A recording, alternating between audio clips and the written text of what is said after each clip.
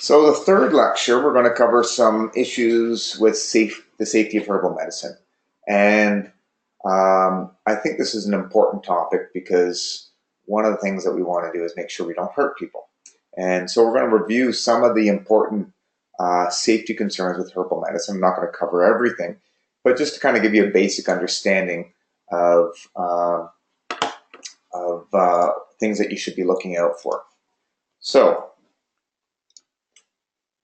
quick little overview. We're going to talk about some different types of risks, how herbal products can be basically contaminated with things. We'll discuss a little bit about drug metabolism in general and how herbs can affect this. And then we're going to discuss a few different types of adverse reactions that are commonly seen, or at least we have records of this. We'll discuss a couple examples of drug interactions and then some safety concerns with pregnancy. I'll check my questions periodically here. Okay. So here's a little table I grabbed from a journal article. It's published in 2008, so it's a little while ago now. And what this is a summary of the 10 most commonly used herbs in the US and what percent use in US, so how many people I guess have used this or tried this in the US. The main indication for these things, what is the evidence for efficacy, and then what is the evidence for side effects or toxicity. And when you look at these common herbs, echinacea, ginseng, ginkgo, garlic, St. John's wort, peppermint, ginger, soy, chamomile, kava, all these herbs I've used in practice from time to time. Some of them I use more than other ones. I would say in general, you could debate whether or not they're effective for everyone or not. The problem is when you look at something like echinacea, it says inconclusive, and that's just because there's some studies that show benefit and other ones that don't. But for the most part, I think these herbs, there's enough research to say that they probably work under most circumstances. And more importantly, they're very safe.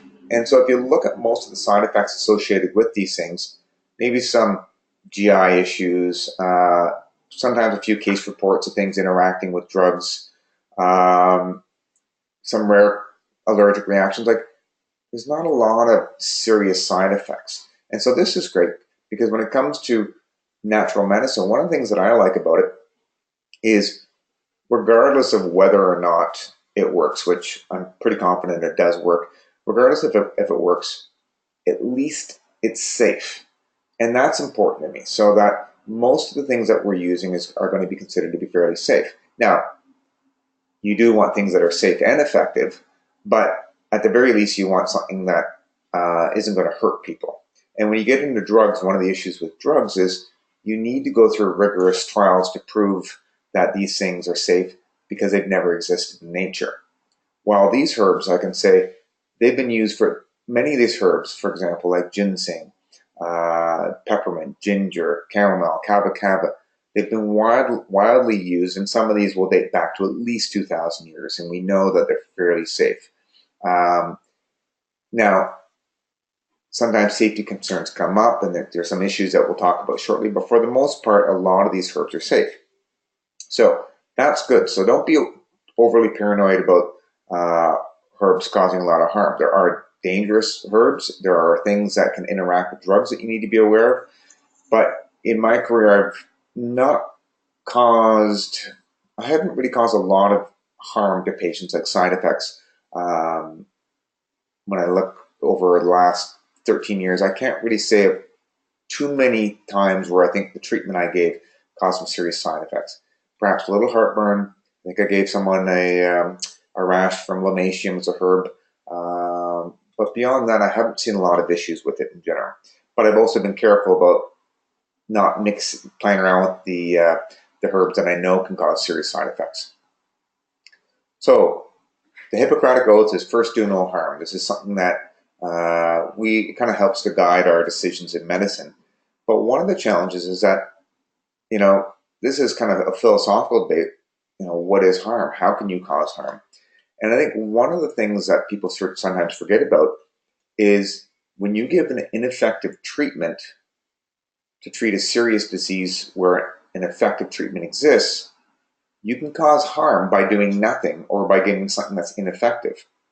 And one of the other problems with it is you can actually give people a false sense of security if you give them an ineffective remedy that you or the patient believes is going to work when the evidence shows that it doesn't work. And so, if you gave someone an ineffective remedy for the common cold, it's not a big deal. If you gave them echinacea and it happens to be that echinacea doesn't work, not a big deal. They may have wasted 20 or 30 bucks on a bottle of tincture or whatever it may be. But in the end, they're going to recover over this cold on their own, so it's not a big deal.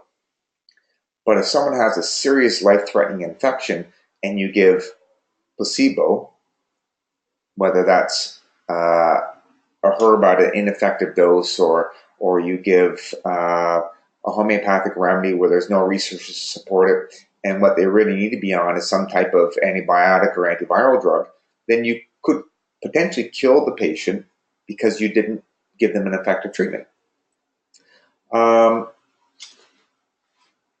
So we'll talk about that in a second. I kind of got ahead of myself there. Number of different ways that you can cause side effects. So mild side effects could just be little things like heartburn or maybe a little bit of constipation, diarrhea. That's common. Like if you give someone iron, you'll see those side effects. You give someone, sometimes you give them herbs, they might get a little bit of reflux from some peppermint or something. Not a big deal. Just tell them to maybe take the herb at a different time, or take it with food, or don't take it right before bed. There's little things that you can sort of do to mitigate those side effects. Now, there are serious side effects that can occur, and these would be things that you have to weigh out the pros and the cons of the herb. So in the case of something like ephedra, it can elevate blood pressure, it can increase heart rate, it can cause anxiety, and so that's relatively serious side effects, where if you combined ephedra and gave a really high dose and combine it with other things, you could potentially cause some kind of cardiovascular event, a heart attack, or you could even cause death. And there is death reported with ephedra, usually when it's used incorrectly, but it does exist. You could also cause harm by just taking too much of a particular plant. That's, in small amounts, it could be very safe, but if you accidentally took an overdose, instead of taking 10 drops, you took 10 mils, you could die from it. So the plant may be safe, it's not safe at that dose. Another issue that we'll talk about is toxicity associated not with the plant, but with things that have contaminated the product that you're taking, and those could be heavy metals or bacteria or some drug or whatever. Another type of harm is if someone was taking a medication and you gave them a herb that affected that drug, elevated the drug, decreased the drug, or maybe had a synergistic effect with the drug that was a negative synergistic effect, you could cause harm. When it comes to pregnancy and lactation, things that might be safe for an adult could be very dangerous for a developing child, and so that's something you want to be aware of. Another thing that you could do is just by giving the same drug over and over again, bacteria or viruses could become resistant to it. So the harm you could cause is that you make the drug ineffective.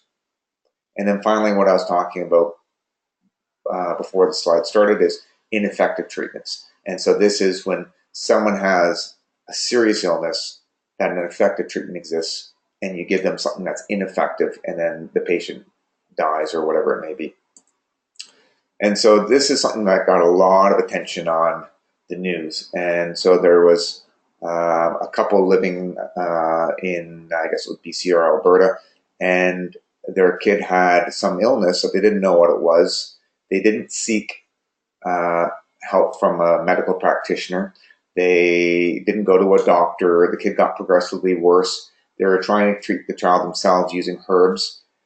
They did visit a naturopathic clinic and request that they get some kind of immunostimulant. I can't remember what it was. They didn't actually see a naturopathic doctor as a patient and get, consult with them. But they picked up some sort of remedy there. The naturopath wasn't aware of what the patient had or the child had, and the patient ended up had meningitis, got progressively worse, and ended up dying. And it's hard to know. Meningitis is a very serious illness, and it's hard to know whether they went to a hospital if they would have got effective treatment and the child could have survived. But in this case, I would say that it's highly likely that the patient, the toddler, would have done much better if they would have gone to see a doctor. And if it was a naturopathic doctor, they would have referred them to a hospital. Because this is not something that would be under our scope. We would never try to treat this, and we'd recognize the symptoms and say, yeah, this is too serious. And so, I think just looking at the couple, they look like really nice people. Probably people, if I lived in their neighborhood, I'd be friends with them. And they probably had good intentions. But they made a mistake, and it costs them their child's life, and that's awful. And when you look at some of the remedies they use, they do work for viral infections. Like olive leaf extract is one of the things that they use. It works for colds and flus. It doesn't mean that it'll work for meningitis, but it works for cold and flu. So that's a case where harm was caused by giving an ineffective treatment.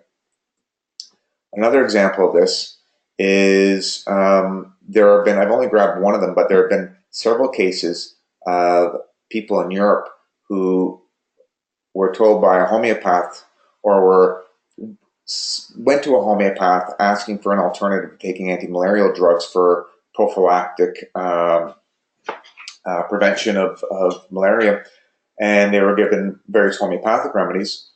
And I think a lot of homeopaths and naturopaths believe that homeopathy can help prevent diseases like this. I would argue that homeopathy was never designed for this purpose, and that there's no research to support this. And there is research to show that it's ineffective. And so there have been several cases of people contracting malaria and getting basically multi-system organ failure as a result, and almost dying, and then going back and seeing the homeopaths. And so this concerns me, because if there's no evidence and we know that there are effective anti-malarial drugs that can help prevent malaria, then we shouldn't be giving people homeopathy or giving people herbal medicine. Even artemisinin is not really designed to be given prophylactically. It should be given only when you have it. And at that point, I don't want to mess around with these serious issues, if for no other reason than to protect my own license. So this isn't the only case where I've heard of homeopaths giving something getting into hot water. I also know someone who precepted with a famous homeopath, and the patient had HIV and contracted a serious lung infection, and the homeopath kind of discouraged the patient from taking an antibiotic and gave them a homeopathic, and the patient got progressively worse and ended up dying. And so my friend witnessed all this, but this never got to the news. No one ever found out about it.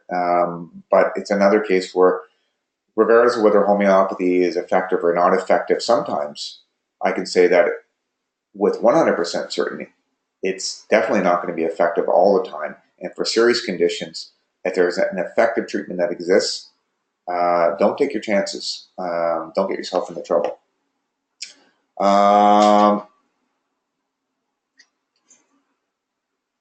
So I got a few people here saying the webinar keeps cutting out, keeps breaking up. How's the sound right now? Anyone, can you guys hear me? It's all good? Okay.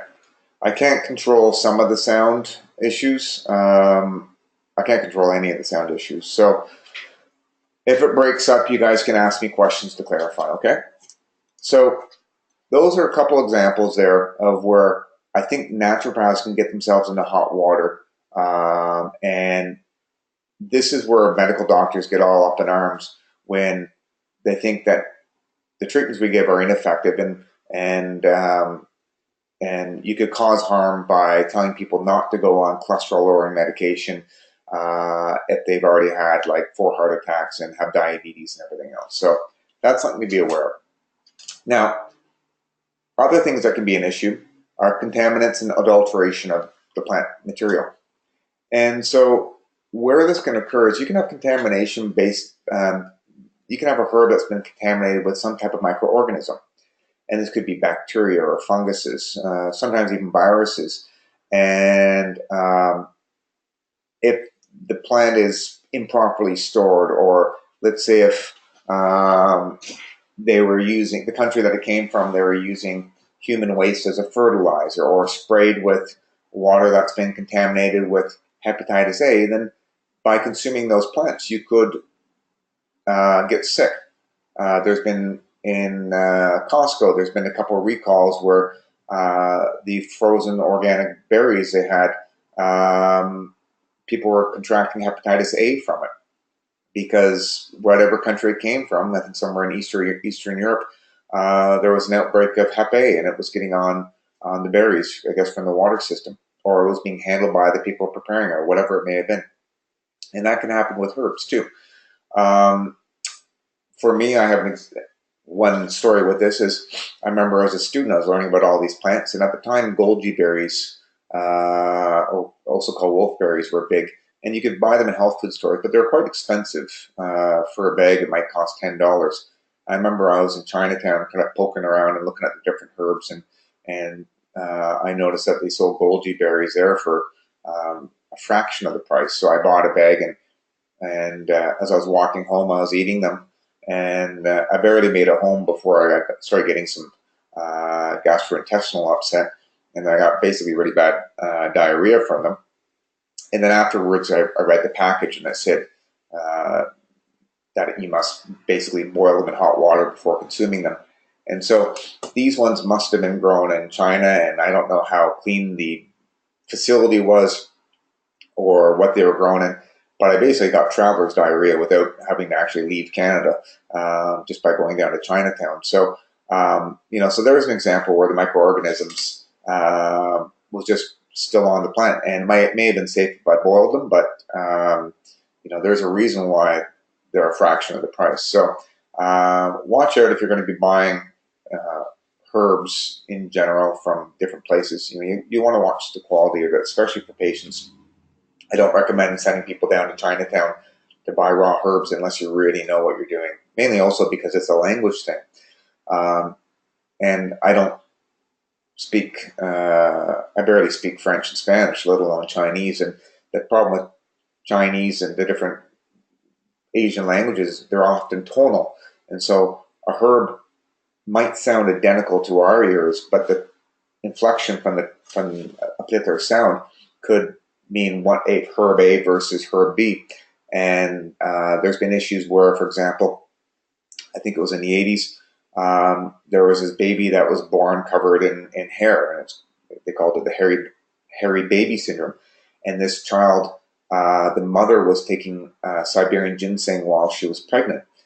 But the problem is that the manufacturer, that was Jameson at the time, they bought a herb that I guess sounded and written was, whatever it was, there was a miscommunication, and they weren't using the right herb. It didn't contain Siberian ginseng. So although Siberian ginseng is safe during pregnancy, this other herb caused, luckily, a reversible hairy baby. So kind of, the hair disappeared afterwards. But regardless, it was rather alarming for the parents. So making sure you have the right herb in the bottle is an important thing.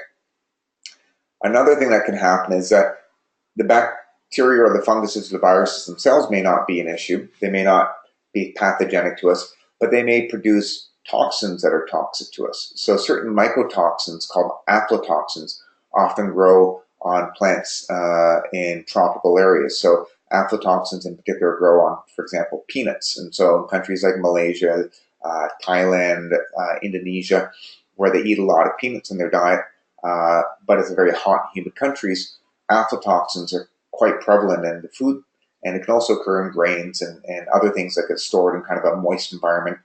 And so the herb, you might have the right herb, it may be free of bacteria and viruses, but these mycotoxins could be in there, and they basically cause liver cancer. So there's a higher incidence of liver cancer in certain countries like Southeast Asia. Now, some other things that could happen is you could have synthetic chemicals in the herbal product that you're taking, and there have been reports of drugs like Viagra being slipped into Chinese patents and snuck into Canada. And this is totally illegal, not to mention very dangerous, because if you were on certain heart medications like amyl nitrates and you took Viagra, it could cause a serious low blood pressure and could, I guess, cause even death. Other chemicals that you could find in there would be artificial dyes that could be problematic for some people, or preservatives. Also, pesticides could be an issue. So I like consuming organic products as much as possible, especially when it comes to teas. The last thing you want to do is try to be drinking a health-promoting cup of chamomile tea and have it sprayed with all sorts of fungicides or pesticides that you're now extracting as well. And then finally, some solvent residues could be remaining. So if you're trying to do an extraction and they're using benzene or other solvents, if they don't properly dry out the compounds later on, solvents could be still remaining.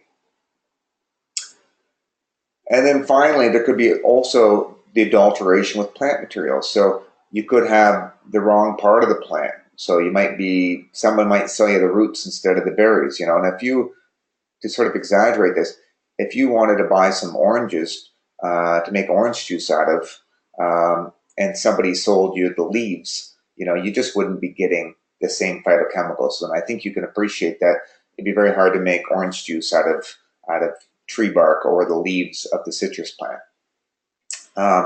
But this does occur in herbal medicine, because sometimes the manufacturers, the companies, they could say it contains 100% orange plant in it, and they're not lying, but maybe the bark costs only $1 a pound and the oranges cost $4 a pound, so they go with the cheapest raw material.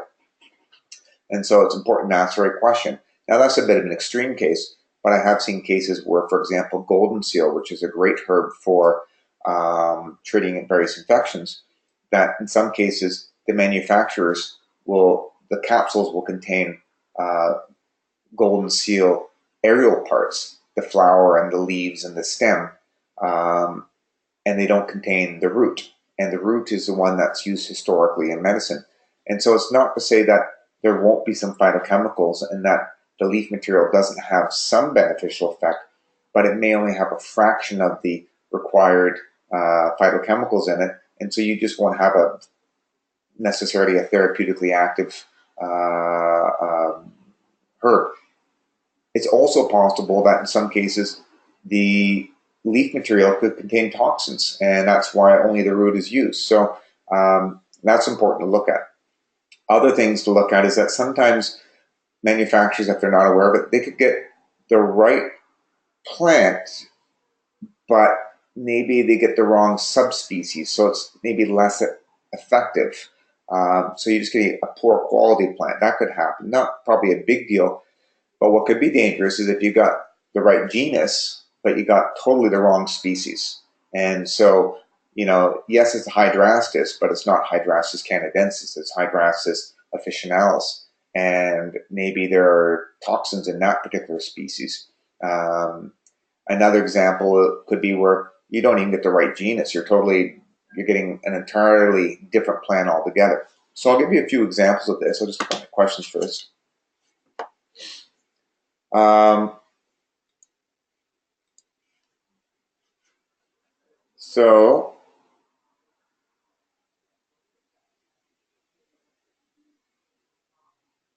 How do you identify herbs that are contaminant free? This is a very good question. So historically, you kind of would have to, like a traditional herbalist, they would know, they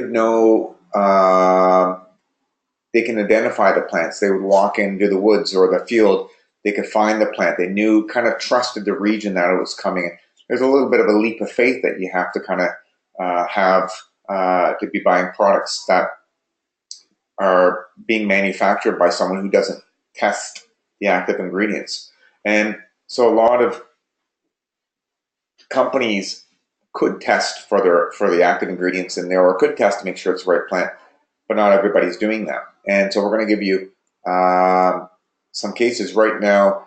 The American Botanical Council, which is a great organization, and I'm a member of it, and if you give them $100 or whatever it is for a student rate, you could be a member.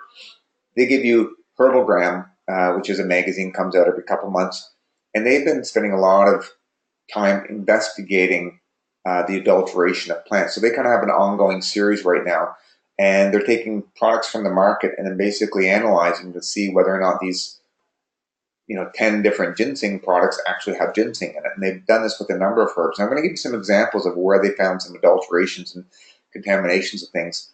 And it's a bit shocking. And this is one of the biggest issues that people have with natural medicine is how can we really trust what's in the pills? And you could have a really good, honest manufacturer, and this has happened to some of my favorite companies. I know the president, he's a good, honest man, and he's making a good product, but then let's say his enzyme comes from India, and India happens to, they did a sloppy job cleaning out one of their machines, and as a result there's contamination with some disinfectants in the actual product, and that's just bad manufacturing. But to have it manufactured in Canada would cost 10 times what it costs in India, and people aren't willing to pay the difference in price. So that it's very hard. Anna asks questions. It seems like there's a lot of ways that manufacturing can deceive consumers. Are the regulations in Canada for manufacturing importers to follow? Are there? There are. It's just very difficult to enforce it. And so one of the challenges, I think the Health Canada sets limits on how much, for example, mercury or aluminum can be in a particular herbal product. And we know that aluminum is in various herbal products. But I also want to to digress for a second. If you look at a lot of Chinese patents may contain aluminum. Aluminum is relatively benign, to be honest with you, and it's ubiquitous, so you'll find it in lots of different things. And so, for example, a Mediterranean diet that's really, really good for you. Cucumbers is one of the highest sources of aluminum in our diet.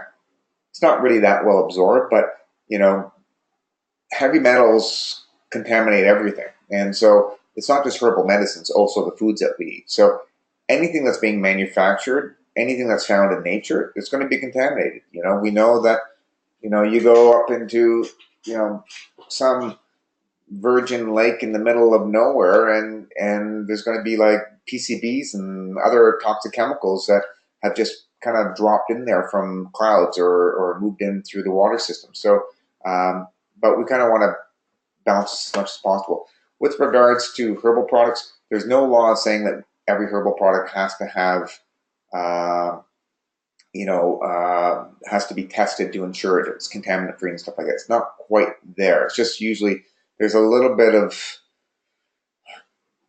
there are some rules, but it's hard to do this because the more you test and ensure it has the active ingredient in it, that costs money, and somebody's going to have to pay for that. And the cost of the product could go up, it could double. And so suddenly to buy a bottle of St. John's wort, instead of being $35 for a month, could be $70 for a month. And that's an issue. If you look at Chinese patents that you can buy that are used by people in China, they're literally you can buy them in Canada for like $4 or $5. And if you buy one that has gone through a much more stringent sort of evaluation and testing and everything else, that $5 patent, you might have to pay $50 for it. So, people can choose, but it's sort of, it comes down to a cost. So I'm going to give you an interesting story. For example, kava kava, this is a great herb. It's used for over 2,000 years in Polynesia. They use it in ceremonies. They use it for certain type of social events like parties, or when guests come, they'll welcome me by everyone drinks kava. So it's a bit of a recreational drug over there. Not unlike how people might use marijuana or they might use alcohol. The effects of kava, it kind of makes you feel very relaxed, calms the muscles down. it acts as a social lubricant. People decreases like social anxiety, so people kind of get along. And unlike alcohol, that does the same thing. Alcohol kind of makes your senses a little bit more impaired. It doesn't have the same sort of impaired like action. So you kind of feel calm, and it's very pleasant. You can buy kava as a supplement, and the research shows that for conditions like anxiety, it has very good activity against for generalized anxiety disorder. So you can use it as a pill for that. And the way that it works is that it primarily works on the GABA system. So when it comes to drugs like Valium, for example, it's a benzodiazepine, it also works on the GABA system. And so it potentiates it through a few different mechanisms. Other herbs like valerian, chamomile, passion flower, they also work on this GABA system as well. So it's not the only herb that does that. I find kava is a little stronger. Like if you have like 10 cups of chamomile tea, it doesn't really change from like 3 to 10 cups. If you have 10 cups of kava, you'll be like intoxicated. And so one of the issues with it is in the South Pacific, they prepare it from the roots using a hot water extract. Sometimes they'll use coconut milk, and they'll basically drink tons of this stuff. Now, the problem is that back in the 90s, a number of case reports of people developing liver toxicity from possibly consuming kava products started to emerge. And so there was a ban in about 2002 where a bunch of countries, including Canada, basically said kava wasn't allowed because we didn't know what was going on. And so now, just to digress for a second, there is a natural bias and prejudice against herbs compared to drugs. So although kava may have caused, let's say, a dozen, maybe even 2 dozen case reports of liver toxicity, I don't think there were any deaths. A lot of these people had pre-existing liver issues. It is a safety concern, and I think it needs to be examined. But immediately countries are banning the kava, even though it's traditionally been drunk for thousands of years and is considered to be safe in the South Pacific, where people consume it all the time and there's no issues. So it's good that we're putting out a safety concern on it, and we want to investigate what's going on. But when you compare this to Tylenol, and acetaminophen is, if you go and look around, it causes serious liver problems, and it is the #1 cause of liver transplants in North America, and people overdose and die from Tylenol all the time.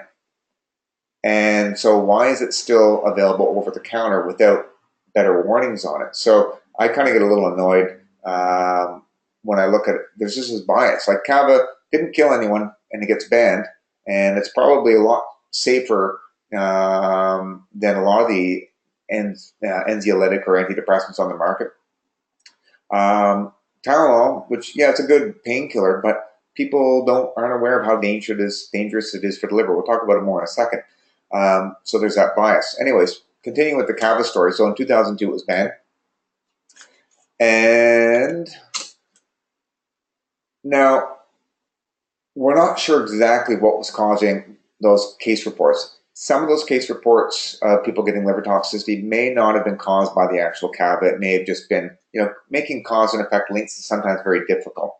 Some of the possible causes, and I'm not sure what it is exactly, is that one thing is that they were using different solvents to extract the kava. And so one of the questions with that is it possible that when you're using water, you extract certain water-soluble compounds, and if you're using a solvent like benzene, maybe you're extracting some of these other compounds in it that could be toxic in high amounts long term. So maybe the extraction process, they were taking out certain compounds that wouldn't be in the traditional brew. Another thing to consider is that those aflatoxins I've already discussed.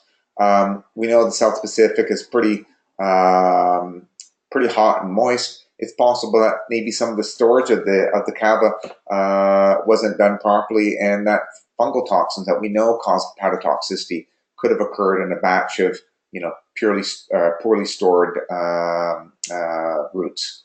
The other thing that I also suspect is an issue is that traditionally they only use the roots, and what they were finding is that the leaves and the stems also contain the active ingredients, And some manufacturers were probably like, well, why don't we just use this part as well? Because why are we just throwing this away? We can get this stuff for $1 a pound instead of the $10 a pound. So we'll save some money and we'll mix this in with it. And so it's possible that the aerial parts also had different chemicals than what's in the roots. Maybe some overlapping ones, but maybe some extra compounds that were hepatotoxic. And so by the combination, it was an issue. Anyways, from all this, basically, there's been some stricter rules with Cava that have come out, and a lot of basically in the South Pacific, they want to protect their industry, so they're sort of saying that only Cava products prepared this particular way and sold this way can be exported from the country. And now in Canada, the ban's been lifted since 2014, so you can get this again. And I do use this in practice in capsule form for people with anxiety. You can buy it and consume it in higher amounts recreationally. There's no one in Canada who sells it that way. You can buy it from the US. There's a few different manufacturers and stuff, but therapeutically, it's a great anxiolytic. So, and you can get it now. So that's a good little story of, and it's one example of adulterations, although we don't know what the cause is quite now.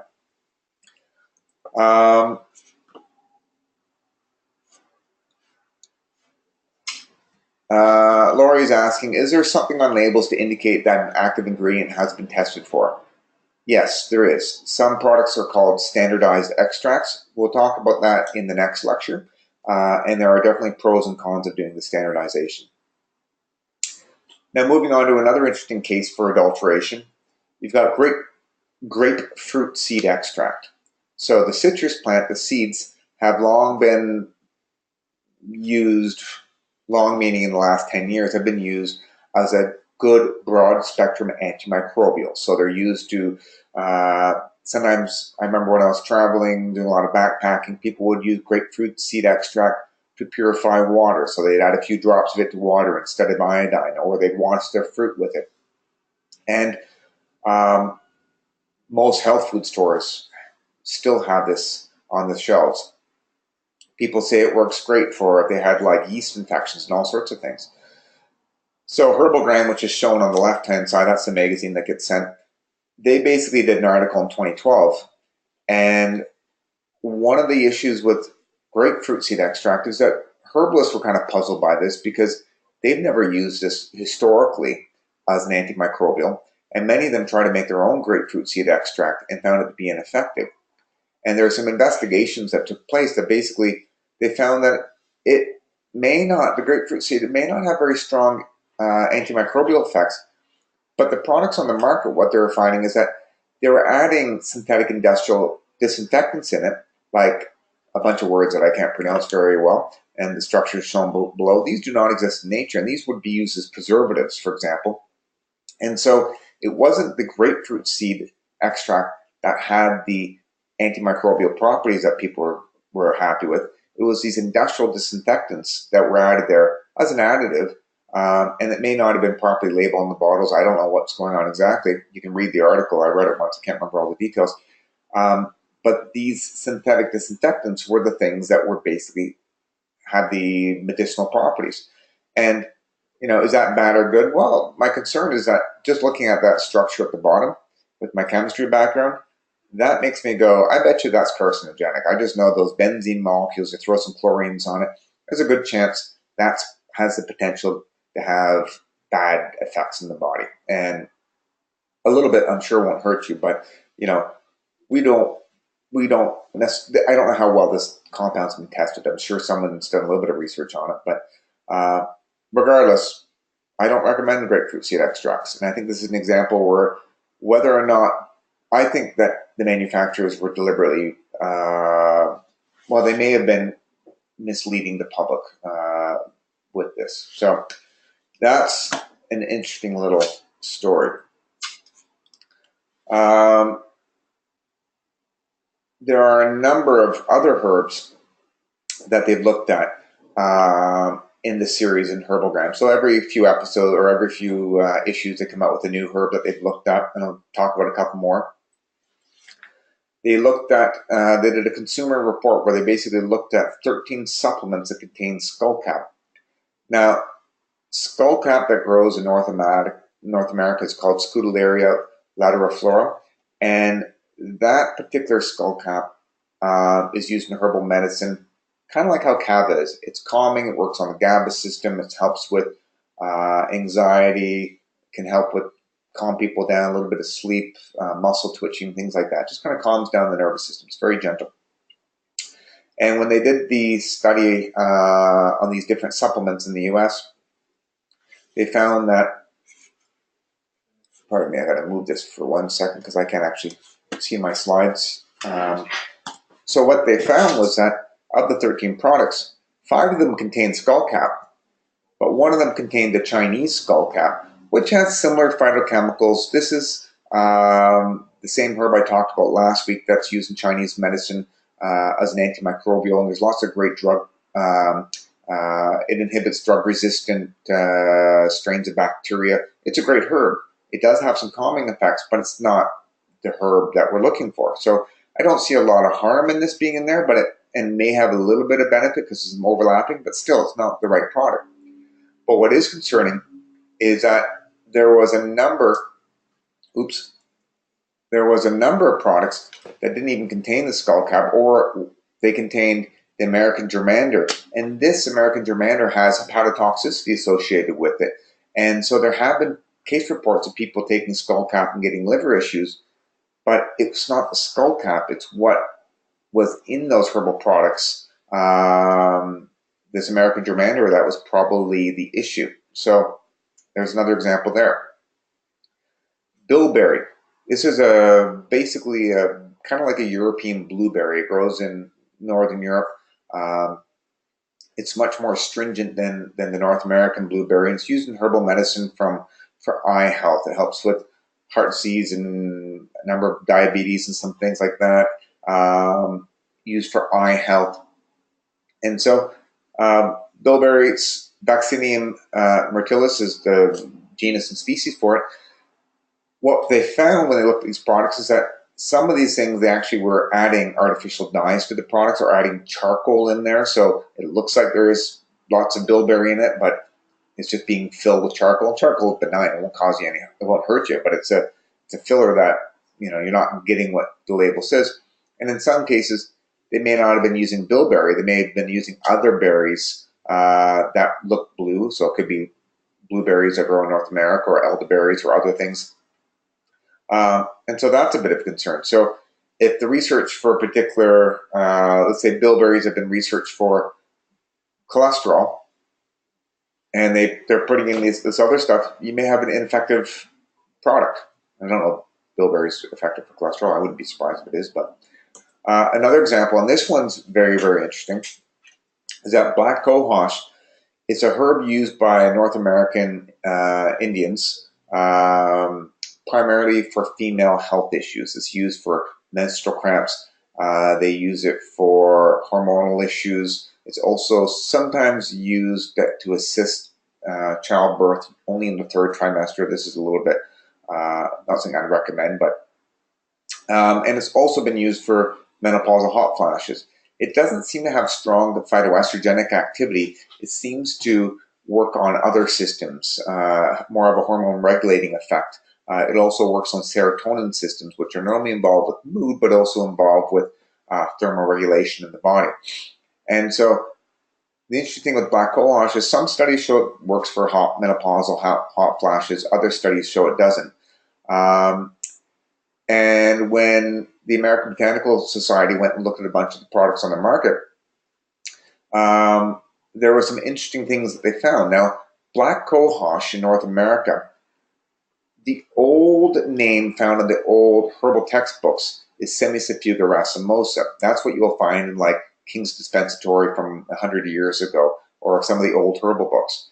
Now, scientists have changed it, so the botanists who come up with the names, I don't know why they change it, but you'll see sometimes herbs will have different names. And so the more recent name for it is Actia racemosa. Technically speaking, you can use either one of those and you're fine.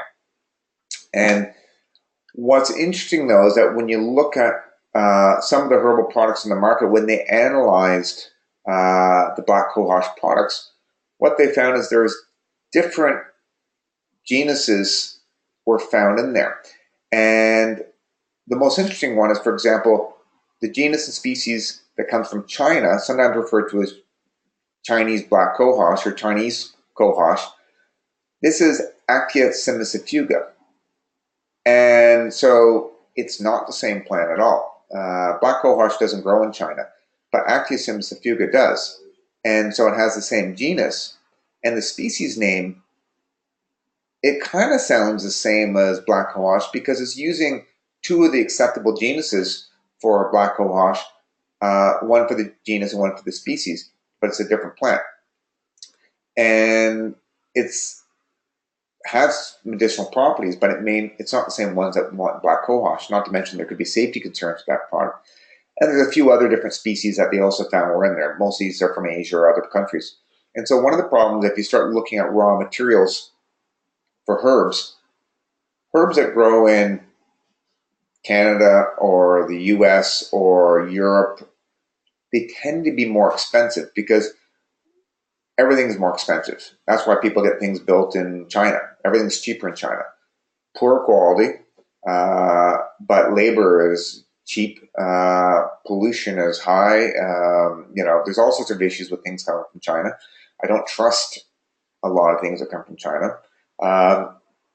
And with herbal stuff, I don't really like getting my herbs from China. I mean, unless I went to China and I knew the facility was doing everything properly, I would not want to use it. So here's an example where manufacturers basically just said, "Oh, Actia cimicifuga, yeah, that's the genus, that's the right genus and species for black cohosh," because they kind of knew it, but they kind of got mixed up. And then next thing you know, your product is the wrong one, but it still is Chinese black cohosh, and so they're not lying; they just got things wrong. And here's a study where they basically said suspected black cohosh has hepatotoxicity. They did a meta-analysis on the plants, and they suspect that black cohosh itself is safe. And some of these studies, I don't know if I include them all, that it may be reported the hepatotoxicity may not be with the black cohosh, but may be related to some of these other adulterations in the black cohosh, some of these other plants that were in the products. Check to see if I've got some questions. You guys are still out there, I hope. Everybody's quiet. No questions?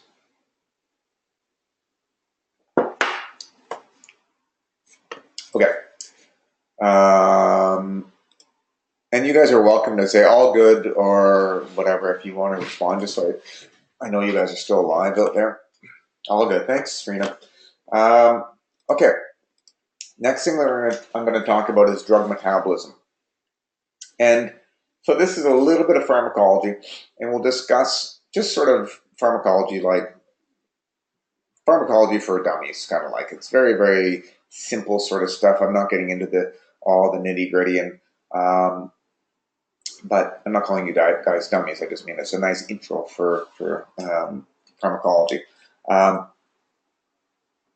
basic thing when it comes to drugs or herbs, and you can use those terms interchangeably. Just so you know, druga, I think is a German word for plant extract or something like that. So that's where originally drug came from. It came from plants. Even the name came from plants.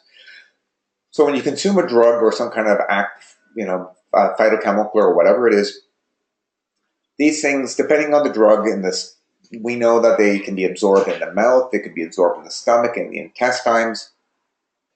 If you apply it to your skin, it can be absorbed there. Goes into your blood, goes through the liver, gets metabolized, gets excreted back into the blood, or it might get sent into the feces or into the urine, and all this sort of stuff goes on. And so when you consume a particular substance, whether that's vitamin C or a drug or whatever it may be, it's going to take time for it to get into your blood, circulate around, and then it could go into the fat cells or it could go into the organs and have its particular effect. And then after a period of time, it's going to be basically processed by the liver and the kidneys and then excreted, however it gets excreted. And so after 12 hours, 36 hours, it's probably going to be 99% of it's going to be out of the system. Other drugs could stay in the system for days or months or years. So as I mentioned, the absorption of the drugs can occur through mouth, skin, intestines, all sorts of different places, lungs. Now, there are different ways that you could affect the absorption of drugs. So there are natural products that could interact with drugs, like pharmaceutical drugs or other phytochemicals, and have an effect. And so one of the ways that you could decrease the absorption is by consuming a whole bunch of fiber with that particular drug.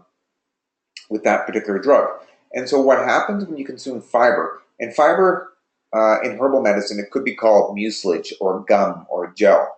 So aloe vera gel or mucilage from slippery elm or gums from Arabic gum and things like that.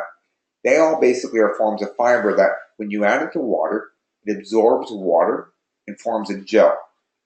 And so what ends up happening is inside your intestines, instead of having water there, like a liquid, it could actually become like a very viscous liquid if a little bit of fiber is absorbed. Or if you take enough fiber, you could actually turn your intestines into like a gel. And imagine if you're in a swimming pool and you're swimming along and somebody replaces the water with jello and now you're swimming through like a pool of jello.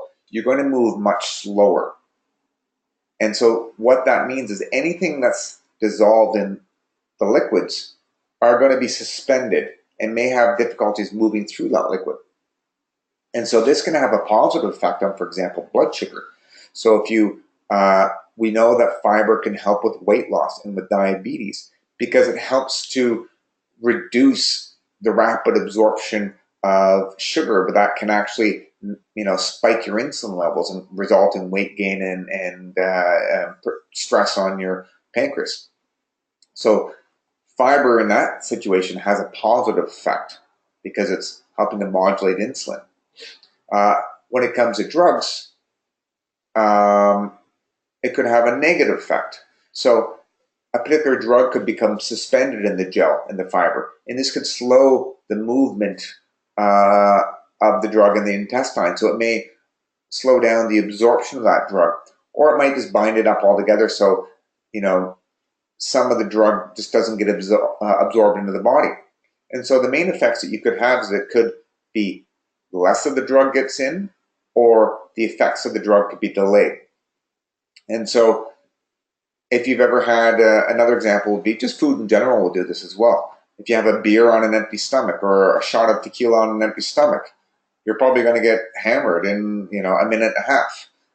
If you have a big meal and you had a big meal with lots of starch and meat and fiber and everything else, and you have a shot of alcohol, the chances are that alcohol will have a less pronounced effect on your system, and it won't kind of cause a sudden jolt in your blood alcohol levels.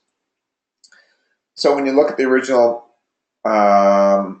sort of chart that I sent you, what I'm looking at here is it's going to shift the peak to the right and then decrease the level down. So you may not have that therapeutic level may not reach the desired level, or it may stay in the system longer. And that could be problematic in some cases where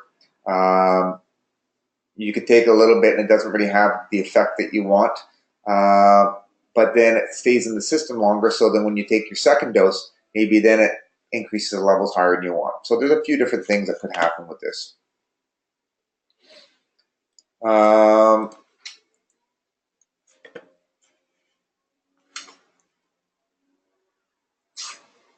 So somebody asked, is this how time-release gel caps are made? In the pharmaceutical industry, they can develop different binders and excipients that can sort of hold on to the drugs longer so that maybe they don't get released until they come in contact with stomach acid or the juices in the intestines. There are different ways that it can work. I'm not sure exactly how each one of them works, but gel caps, probably that's not how the gel cap itself is made. The gel caps are a bit of a scam usually. People think that if you're taking let's say, ibuprofen as a pill, as a tablet, that it's not going to be as well absorbed as if you get the gel cap or the liquid version. it's more of a, people just like the liquid ones better. It's they just think it's going to be a more high tech, drug. The research basically shows there's not going to be any significant difference between a tablet and the gel cap, though, as far as an absorption goes. So it's more just for personal preference. You're getting a placebo effect, and it's a new marketing twist that you can put on it, because people will want to buy the gel cap because they think it works better, but it doesn't. Um, so someone is asking, would you increase the dosage? Caitlin's asking, would you want to increase the dose of a particular drug if they're on a high fiber diet, or is it specifically for people with fiber supplements? I don't know if I would increase the dose or not. I think what I'd be more inclined to do is get them to take it away from their fiber supplement. And so tell them that take their drugs at this time. If they're going to take a fiber supplement, try to just avoid it. And the fiber may or may not have that effect. It's just more of a theoretical potential interaction that could exist. So it kind of, every case is unique. There's going to be maybe the pros of taking the fiber might outweigh the cons that it could slightly decrease the absorption of the statin drug that they're on. So, and it may not totally reduce it. It may just take it from being 80% absorption down to 85%, or I'm going the wrong way, 75% absorption or something like that. So it's just something to think about. Next thing, another way that you can decrease the absorption of drugs is by taking certain phytochemicals like tannins.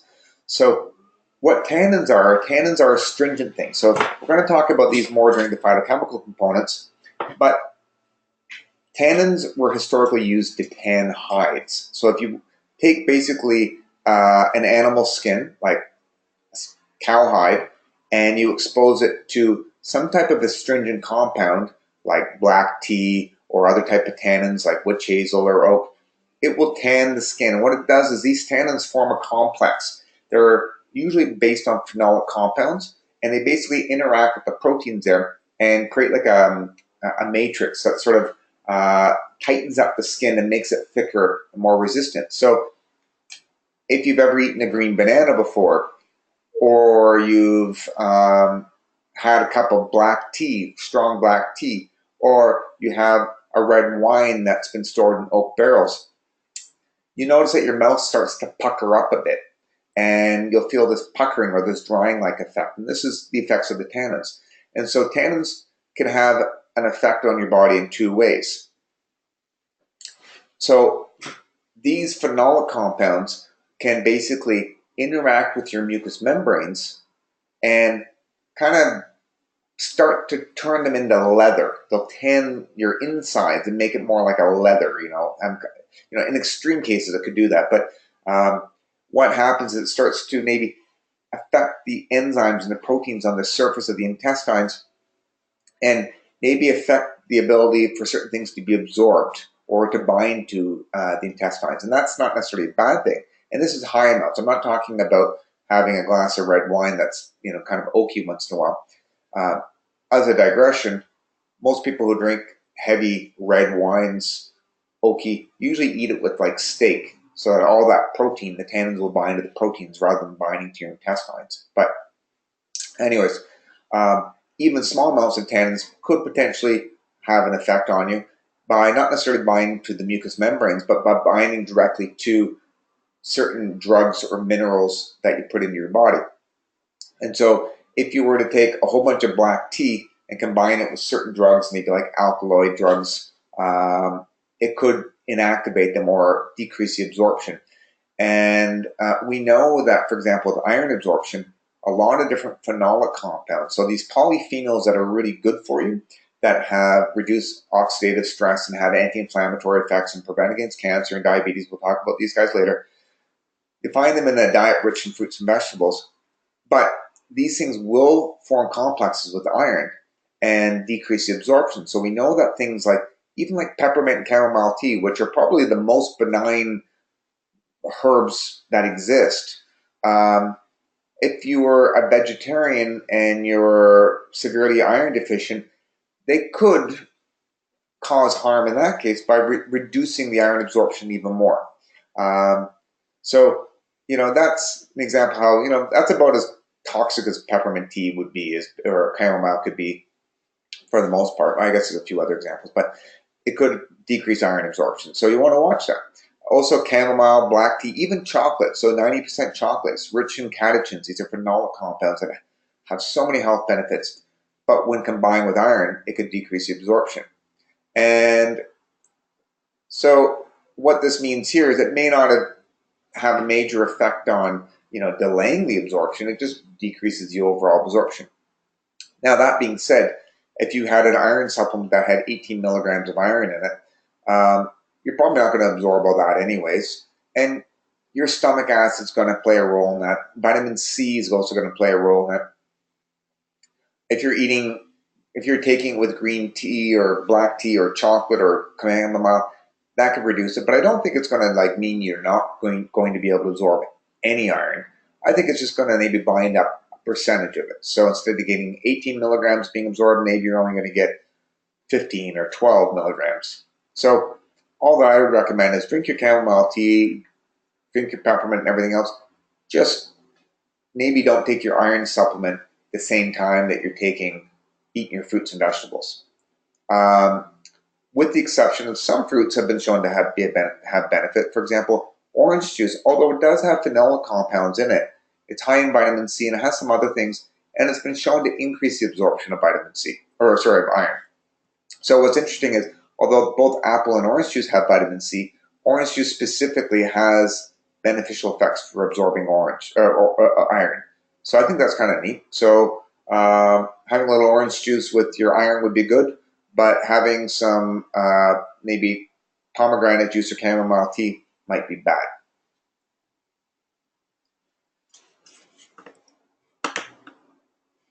So 1038, liver detox and drug metabolism. This is a good spot to take a little break right now.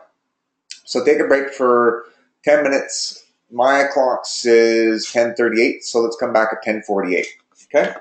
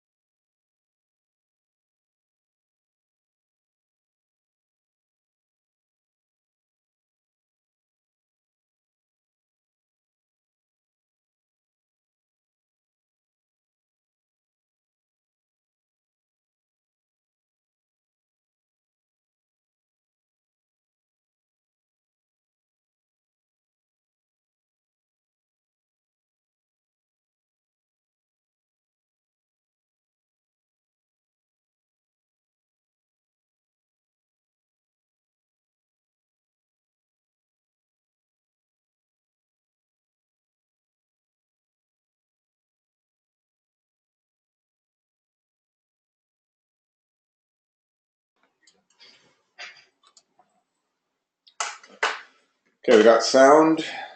You guys just confirm we got sound. And you can see me. Can you see the slides? Good. Yes, yes, all good. Thank you, guys.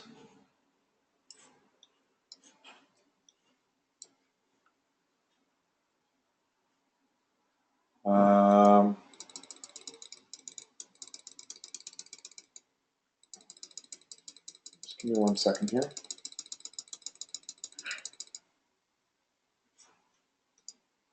Somebody asked me, do you want us to know the chemical structure of each herb? No, I do not want you to know the chemical structure of the herb. Unless it says like acetylsalicylic acid, then yes, I want you to know the name, but I don't want you to know how to identify any drawings. Okay, so the next thing we're going to talk about is liver detox and drug metabolism. So what basically occurs for the most part is that some type of drug or substance that isn't used by the body, and even if it's used by the body, it can still undergo some kind of drug metabolism in the liver, is the liver will take that substance and it goes through phase 1 detox. And what happens in phase 1 detox is it modifies the structure of that compound by making it more reactive. So Kendra says she can't hear me. Can you guys just confirm other people can hear me? In case it's just a Kendra thing, not a, is it muted? Yes, yes, I can hear. So Kendra, everyone else can hear except for you. So I think we're good. Thank you, guys. So with phase 1 detox, the drug is modified in structure to become more reactive. This is usually through oxidation and reduction of some sort. And then phase 2 detoxification, you take some kind of other thing and you stick it on that intermediate compound, and then it gets excreted from the body. So that's a quick little overview. So with phase 1 detox, this is usually done by the P450 enzymes. And so these are redox reactions that take place there. And there are different isoforms, meaning there are different enzymes. So they may be a P450, but they may be called like CYP3A1 or CYP3A5. And the different CYPs may target different classes of compounds. So statin drugs might be metabolized by one CYP, but not metabolized by another CYP. So through phase 1 detox, basically it makes things more water soluble or more chemically reactive to prepare it for phase 2. Now, some of the things that can happen is through phase 1 detox is that it can make a drug like Tylenol that's relatively benign, but once it goes through phase 1 detox, it creates reactive intermediates. And those reactive intermediates are basically, they'll have some kind of free radical on its structure that if it's not sequestered and put through phase 2 detox, that reactive intermediate can cause drug-induced hepatitis. And so Tylenol is one of those drugs that it's extremely safe as long as phase 1 and phase 2 are lined up. Other things like barbecued meats, that char that you get on the outside, when it goes through the liver, it can basically undergo phase 1 detox and create more of these free radicals can be an issue. So sometimes upregulating phase 1 detox can be bad because you can make more reactive compounds that are bad for the liver and can increase the risk of cancer, liver cancer, and other things, okay? Now, there are certain drugs, certain things that can inhibit phase 1 detox. And everyone here has heard of the grapefruit effect on drugs. And so what can happen is that when you drink grapefruit juice or eat grapefruits with certain medications, the active ingredients that are called furanocoumarins that are found in grapefruit juice will act as inhibitors for these P450 enzymes, and only certain ones though. And so what can end up happening is if you drink some grapefruit juice, and I am not There's no kickbacks coming from Tropicana here. I just had to have a picture. I didn't have a picture of a grapefruit. What will happen here is the drug levels could exceed the desired levels. And this may not be a bad thing. This could be a good thing. But in some cases, if you need to monitor those drug levels, because if it gets too high, you could have problems. Having grapefruit juice could make the drugs too effective and thereby increasing the risk of side effects. So grapefruit juice with certain drugs, not all drugs, could potentially elevate drug levels. So there's basically a warning out saying don't combine grapefruit juice when you're taking certain medications. Now that being said, I remember speaking to Vicky's grandfather, my wife's grandfather once, and he's passed away just last year. He's 99, but he was saying, "Oh, down at the Velvet Cloak where he stayed in Florida every year," he says all the elderly people that were drinking grapefruit juice all the time and taking their statin medications, they didn't care about it, and never heard any of them. And I thought, well, I guess it's a numbers game. But now there are people coming out saying that grapefruit juice should not be contraindicated in people taking statins. For the majority of patients, totally avoiding grapefruit juice is unwarranted. So maybe this is like a theoretical risk that, again, we've maybe gone a little bit overboard with. If someone's on a low dose statin, it's probably not going to be an issue. But I'm not necessarily going to be the one to tell people to avoid it. But I'm not going to be overly concerned about it. But this is a theoretical risk, and you should be careful with it. Now, there are certain herbs, or at least one herb in particular, that is really well known to act as a phase 1 inducer. So this basically upregulates the phase 1 enzymes, and that means that either it usually stimulates the production of these enzymes and it kind of encourages these guys to be working better. So what happens is if you stimulate phase 1 enzymes, it'll increase the drug metabolism, and this will potentially decrease the drug levels. And the classic herb that everybody knows about it, including medical doctors and pharmacists, they all know that St. John's wort is one of those herbs that, although it works great for depression, and it does work great for depression, it has a major impact on certain drugs. And what it can do is it'll speed up the phase 1 liver enzymes and can decrease drug levels. And so in a lot of cases, this isn't going to be the end of the world. So even if, it only targets certain of these CYPs, these isozymes, these different forms of the P450s. Even if it, let's say, made blood pressure medication less effective by maybe 20%, wouldn't be the end of the world if someone's blood pressure medication, if their blood pressure is usually around 130 over whatever, it's not going to have a major impact. But if you had an HIV patient who was on antiretroviral drugs that were used to basically keep viral levels very low in the system, and they were taking St. John's wort, there is a concern where we could decrease the drug levels to a point where they're no longer effective, and then the viral load could go up in those patients. And so that could be potentially life-threatening there. Another example might be, we know that it interacts with, or potentially interacts with, birth control pill. And so the question is, if a woman was on the birth control pill, specifically to prevent getting pregnant, and they started taking St. John's wort, could it make that birth control pill less effective and increase the chances of getting pregnant? And for some women, under certain cases, that would be a very undesirable side effect, and that could be very would not necessarily be good for them, right? So how significant is this? It doesn't mean if you suddenly start taking St. John's wort and you're on the birth control pill, you just immediately get pregnant, but it could just increase the odds. So best to avoid that. So with women who are depressed, sexually active, don't want to get pregnant, St. John's wort wouldn't be the route that I go with.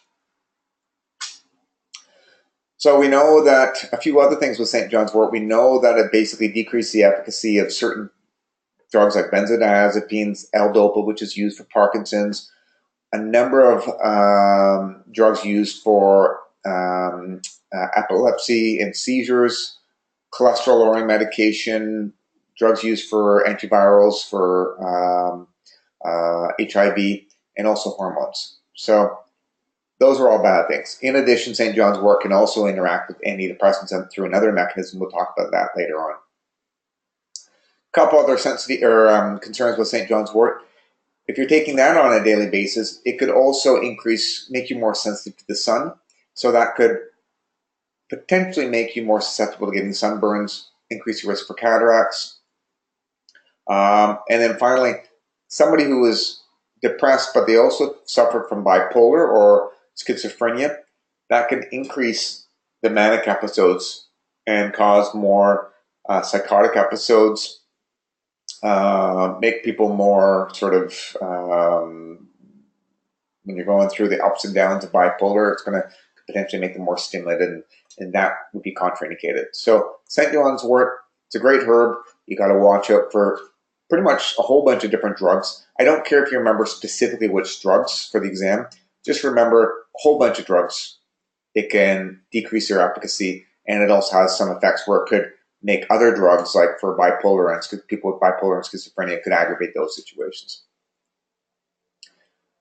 Now, when it comes to phase 2 detox, what's occurring here is those reactive intermediates that are being produced in phase 1, they basically are now able to, other things can join onto them. And the reason why your body does that is certain compounds, like, for example, estrogen in the body, it's not water soluble. And so it can diffuse through cell membranes, and you can't just excrete it in the bowels or in the urine just as estrogen, because it'll just diffuse right through the cell membranes and get reabsorbed. And so the strategy that the body has is you take it, you metabolize it a bit, and then you stick something on top of it that'll make it more water soluble, or maybe more fat soluble. But whatever the strategy is, you're sticking things onto it. And there are a number of cofactors that can be used for this. So glutathione is a 3 amino acid long little tiny peptide. It's an important antioxidant. It's used in detoxifying Tylenol. Sulfation, which is it's related to glutathione, it uses cysteine. So N-acetylcysteine is the precursor, the supplement that you can buy, NAC, to make more glutathione in the body. Glutathione is not well absorbed, but cysteine is. And so cysteine, if you run out of cysteine in your diet, then what will happen, and you're taking a lot of Tylenol, then what will happen is all those reactive intermediates that are being made from phase 1, they don't get sequestered using cysteine and glutathione. And so what ends up happening under those circumstances is that basically people will get liver failure from Tylenol toxicity. But if they take a whole bunch of Tylenol, let's say they do an overdose of Tylenol, what's interesting is the CPS, one of the big drug manuals, we know that the antidote for Tylenol poisoning is to take NAC, a simple amino acid you can buy at pretty much any health food store. And so cysteine is a phase 2 conjugate, and it basically neutralizes these toxins. Another thing is acetylation reactions. So acetyl-CoA. Remember when we were talking about salicylic acid, and you can have acetylsalicylic acid? This basically uses, I think it's vitamin B5, and uses it as a cofactor to add acetyl groups to various compounds. So that's another strategy you can use, or your body uses. Glucuronic acid. So many hormones, for example, will use glucuronic acid, which is a type of sugar, and they'll stick it onto the estrogen, thereby making the estrogen more water soluble, so you can excrete it in the stool or in the urine. Methylation reactions using S-adenosine methionine or folic acid, B12, all these different things are involved with methylation reactions as well. They can inactivate certain compounds. So SAMe is a cofactor for inhibiting certain neurotransmitters and other neurologically active compounds.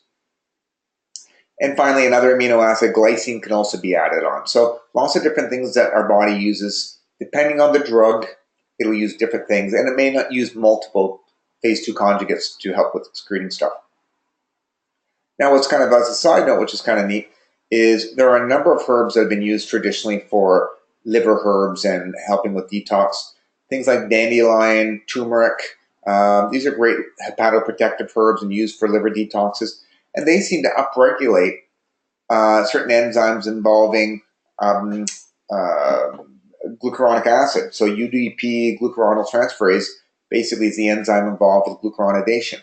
And so helping to balance, for example, dandelion is still used for balancing hormones because you're working on the liver to help with hormone balancing things in the body. And what's neat with this is that dandelion it's shown to help upregulate enzymes involved with detoxification of certain hormones in the body. Turmeric also does that. There are other enzymes like glutathione S transferase, which is involved with making sticking glutathione onto certain things. It can be upregulated by taking sulforaphane, which is a sulfur-containing compound found in broccoli and other brassicas, or garlic, which also has sulfur-containing compounds, or turmeric again. So eating a diet rich in fruits and vegetables, having your brassicas, your broccolis, and garlic, and bitter herbs and liver herbs like dandelion and things, they all seem to have a beneficial effect on supporting phase 2 detox. And in general, in my opinion, when I'm working with patients, I never want to give things that only upregulates phase 1 detox because of the concern that you could basically create more reactive intermediates in the body. So it's good to be able to maybe just focus on upregulating phase 2 detox, making sure the bowels are working better as well so that all those toxins get excreted, and not necessarily upregulating the phase 1 on its own. So there you go. And these are the different structures. You don't need to know this. These are the different structures of some of the compounds involved with liver detox. There's a few things talking about the benefits of broccoli and garlic on dandelion and various other things on liver detox. Now, milk thistle, we've already talked about this once before. It's a great liver herb. It's good for liver detox. A couple of ways that it might help with that is, one, it's been shown to help stimulate liver regeneration. So your liver is one of the organs, or the only organ in your body that can basically, if you cut half of it out, it'll just grow back. It's like kind of like a lizard. You know, you cut the tails off, it grows back. Your liver will do that. So it stimulates that. The phytochemicals in it have a really important antioxidant effect in the body. It upregulates glutathione, so that can help with reducing Tylenol toxicity. It can inhibit beta-glucuronidase. Now, what's interesting about beta-glucuronidase is when you have estrogen and you stick glucuronic acid onto it, that estrogen now gets excreted in the body, in the stool, for example, and it's going to be water soluble, so it can move along, and it can no longer, because the sugar is attached, it can no longer diffuse through the intestines and become absorbed again. And so one of the things that happens though is your gut flora, some of those bacteria in there, usually the bad bacteria, may have an enzyme called beta-glucuronidase. And so what they can do is, if your bowels are a little sluggish and you've got these bad bacteria in there, they'll go in there and they'll chew off the sugar on the estrogen. And what will end up happening then is the estrogen is no longer water soluble. It can now diffuse over the cell membranes and the intestines. It can become reabsorbed. And then you could have relatively high levels of hormones in the system. And so, because you're not able to excrete it. So from a naturopathic standpoint, when you're working with, let's say, skin conditions or female hormonal issues, it's not just about working on the hormone receptors, you also want to work on the liver to sort of support the detox that way, making sure the bile is flowing, making sure that they have enough of the phase 2 conjugates, and also working on the bowels by giving good probiotics to compete out some of the bad ones, and ensuring that they're having regular bowel movements, because the longer things sit in the system, the easier it is for these bacteria to take off this glucuronic acid and then allow it to be, the estrogens to be reabsorbed. So that's just a little digression on general natural approaches for balancing hormones. Works on, yes, phytoestrogens, liver herbs, promoting bowel movements, more fiber in the diet to feed the good bacteria, and act as to kind of get things moving along as well. Okay. And the other thing with milk thistle, I kind of skipped over this. It acts as a shield for hepatotoxic compounds. It kind of helps protect it, and it also has a way of slowing down the phase one detox, and then stimulating and modulating more of the phase two detox. So it kind of helps decrease further damage. So milk thistle is it's a good little herb to take for people. Benzopyrenes are the compounds that are produced when you eat a lot of charred and burnt foods. And so here's an example where silymarin, one of the extracts from milk thistle, may actually help decrease some of the negative effects that can occur from eating too much barbecue. Now, we're going to talk about research and the safety of various things. There are different ways that you can evaluate the safety of a herb or a drug. And the first type would be in vitro, in vivo. So in vitro means in a test tube. So this is just cell cultures, and you might take a bunch of cells and expose it to a particular chemical, and if the cells die, you know it's toxic. In vivo would be the first trials you would do in animals, then eventually you do it in humans. But one of the things that you do is you give it to a whole bunch of rats, and you see how much of the drug you need to kill the rats, and then you know how toxic it is. Now, the advantage of doing in vitro and vivo trials is that you're not directly causing harm to human beings. And so that's good, because if you did a trial where you took, 100 humans and gave them all drugs until you killed half the population, that would not get ethics approval, right? And I mean, that's what kind of Nazis were doing in the Second World War, right? So you can't do that. So the other advantage of doing these in vitro and vivo trials is you can isolate the active ingredient and really see how it's affecting the body in a certain way. So you can kind of narrow it down to specific enzymes and things like that, and know whether or not the toxic effects is because it's interacting with a particular cell, or figure out, if this is toxic, what organ is it affecting. The main disadvantage of doing these types of trials is because you're not involving humans. The big issue with it is you can't extrapolate this to humans, because something that's safe in rats may not be safe in humans, or something that's toxic in an earthworm may be totally safe in humans. The other issue is that it doesn't really take into consideration the pharmacokinetics, so how the body processes the drug. So again, Tylenol, if you took pure Tylenol and put it into a test tube with a bunch of cells, liver cells or maybe just a bunch of cells in there, it might totally be safe because it's not toxic until it becomes metabolized in the liver, right? So that's what the pharmacokinetics means, what the body is going to do to the drug. Does the body itself make the drug toxic? And the other thing that these safety studies don't really do is it doesn't really look at how safe is the particular plant or a drug at therapeutic levels. So if you have, let's say, 10 cups of chamomile tea a day, it might totally be safe. But in a test tube or an animal study, maybe you give the one flavonoid apigenin at 100,000 times the daily dose that people would normally take it at, and you see animals dying. It doesn't mean that we should ban the use of chamomile tea, right? So, sometimes an animal study or a test tube study may show potential for toxicity, and then suddenly everyone's all freaked out. But we know that it's all dose dependent. So you got to be careful about how you extrapolate that. Now, another type of studies that sometimes come out are the case reports. And the case reports is basically you have a patient, you gave them cava, they developed liver toxicity. You might want to go and publish that if you think there's nothing else causing that except for the cava you gave. And this is great because there's quick communication between the clinicians, that you can inform the government. The main disadvantage is that you can get publication bias. And so what might happen is a medical doctor might be quick to blame the cava, even if the patient is taking 10 grams of Tylenol every day, or even less than that. They may focus on the herb as opposed to the alcohol and the other drugs the patient's on. Now, finally, another way that safety studies come out is when people are doing clinical trials. where they give a bunch of healthy people the drug and then see what happened. And they've done this where, or maybe looking at how the drug combines. And that's great because you're removing compounding variable. You have more groups, actual living humans, so that's positive.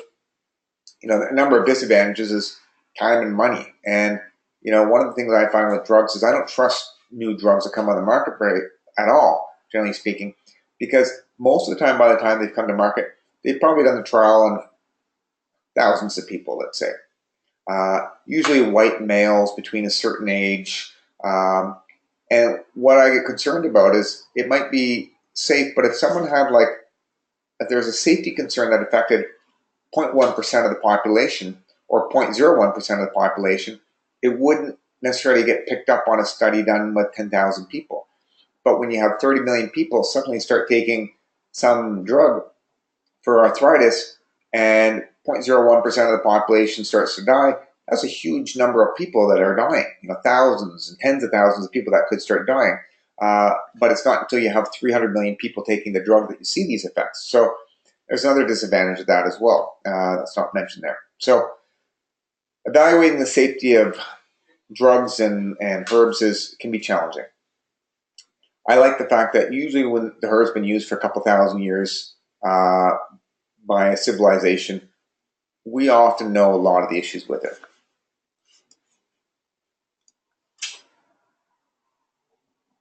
I got a couple questions before I go on. I didn't catch these. Is it okay to take milk thistle without consulting an ND? You can do whatever you want without consulting an ND. There's no laws for it. Is it okay? It's pretty safe.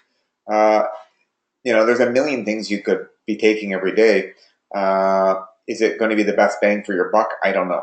So certainly no harm. But if you had hormonal issues, it wouldn't be my only thing I do. There's other things I would do.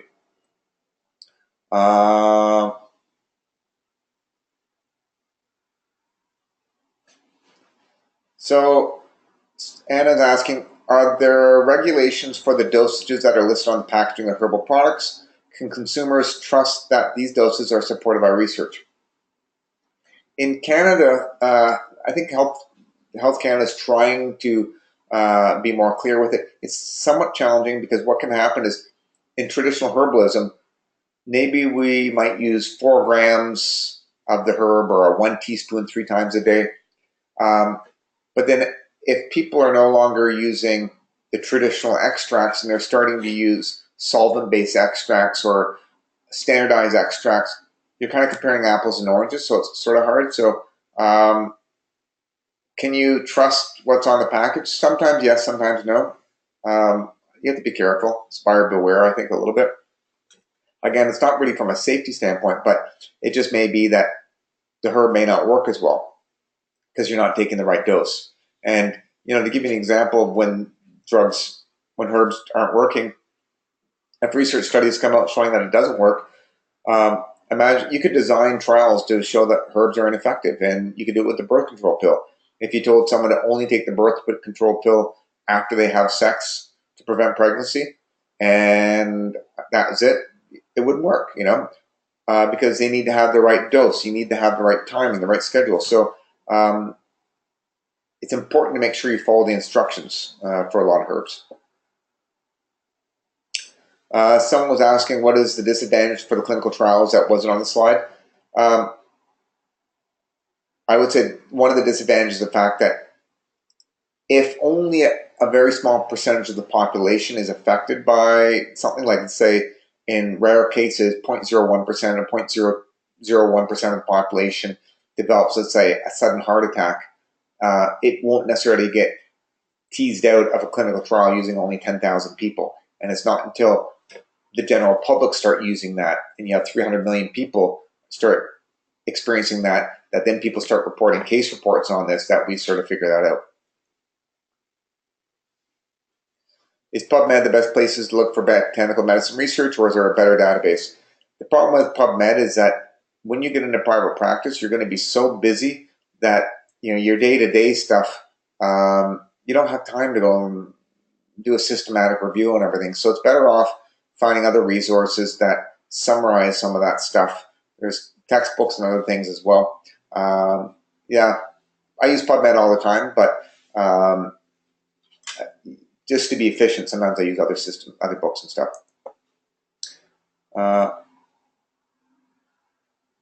Someone's asking a question about St. John's wort. We'll get to that after.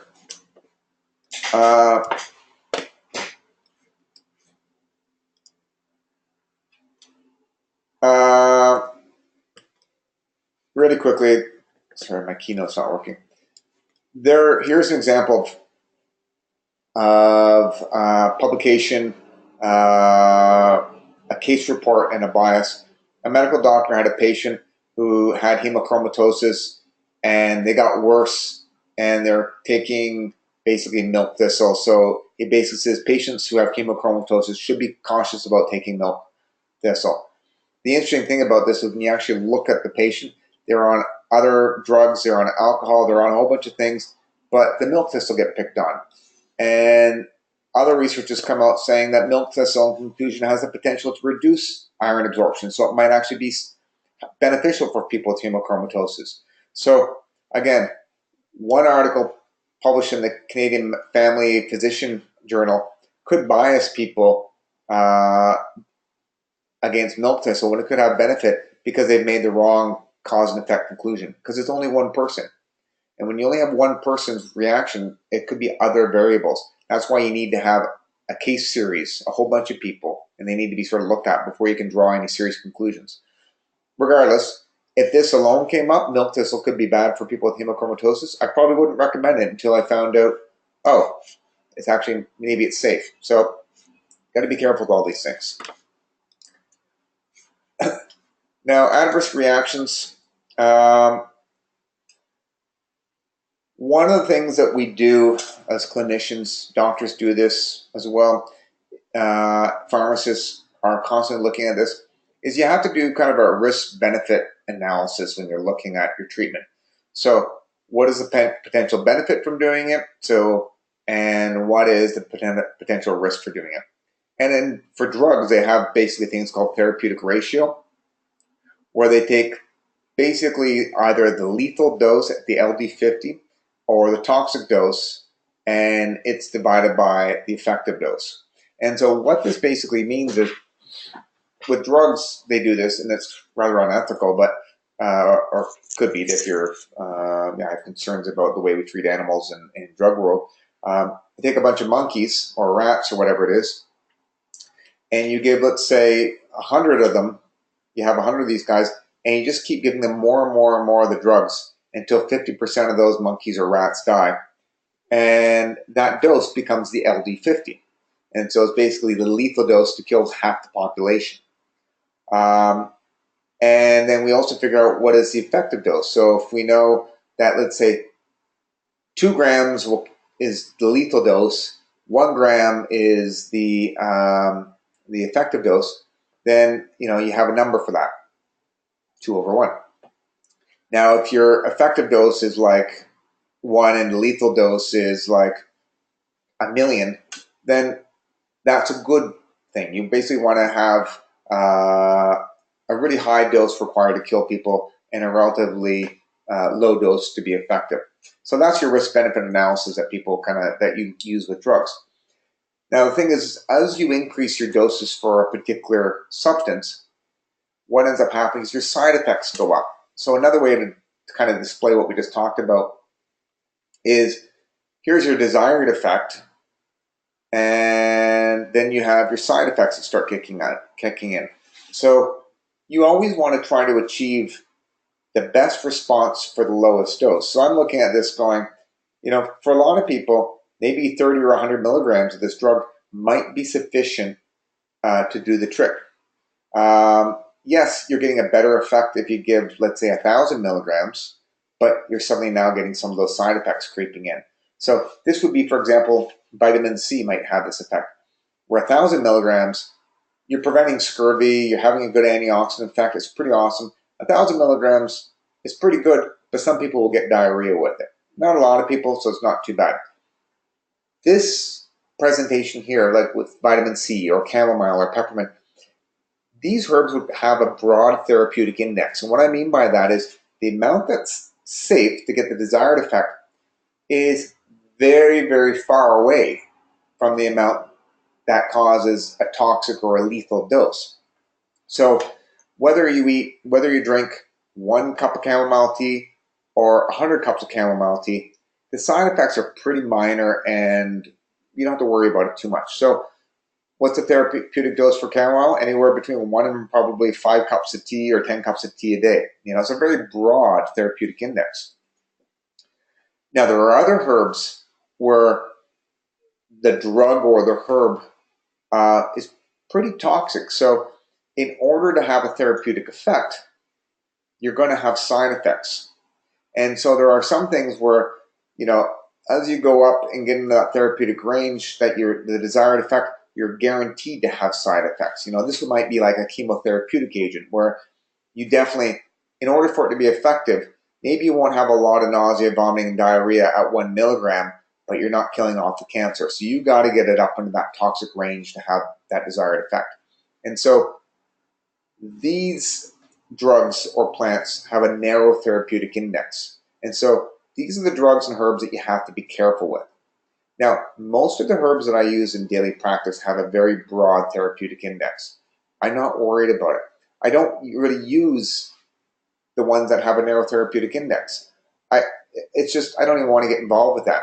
And a lot of these we're not allowed to use either, but they are used to some degree. And I'll give you some examples. So herbs with a narrow therapeutic index. So this is a herb called aconite, monk's hood. And you will find this growing in people's gardens. This is probably one of the most toxic plants on the planet, I would say. And it's called monk's hood or wolfbane. Monk's hood because if you look at the little picture of it there that I've taken, it has this, it kind of looks like a bit of a side profile of a monk. It's also called wolfbane because it was once used to dip the arrows or spears of hunters or warriors with the aconite as a neurotoxin. And what happens is when you consume this is that it basically inhibits the nervous system by blocking the voltage-dependent sodium channels. So initially what it does is it kind of blocks them open so people have an overexcitation followed by basically paralysis. So the symptoms would be initially you might get nausea, vomiting, diarrhea, a little dizziness, increased heart rate, and things like that. Then eventually when the paralysis sets in, you start getting basic respiratory and circulatory collapse leading to death. And this is serious. Like you should be very careful about this. And the scary thing about this is that it can be toxic just by rubbing it on your skin. And so there was a case report of a gardener in England who I guess was ripping it out, or I don't know what exactly happened, but he basically was able to absorb enough of it just by working and handling it through his skin that he died from that. So that's kind of scary. And if if you're curious, like I've rubbed just a little bit on my lips before, and your lips will go numb and start to tingle, and that gives you an idea of how potent this thing is. Now, there have been several cases in China of case reports of people dying from aconite. Now, in Chinese medicine, aconite's used for a number of conditions. They process it in such a way that does make it safe, but regardless, there have still been case reports of people dying from just using this herb. So, not really a herb I want to use very much.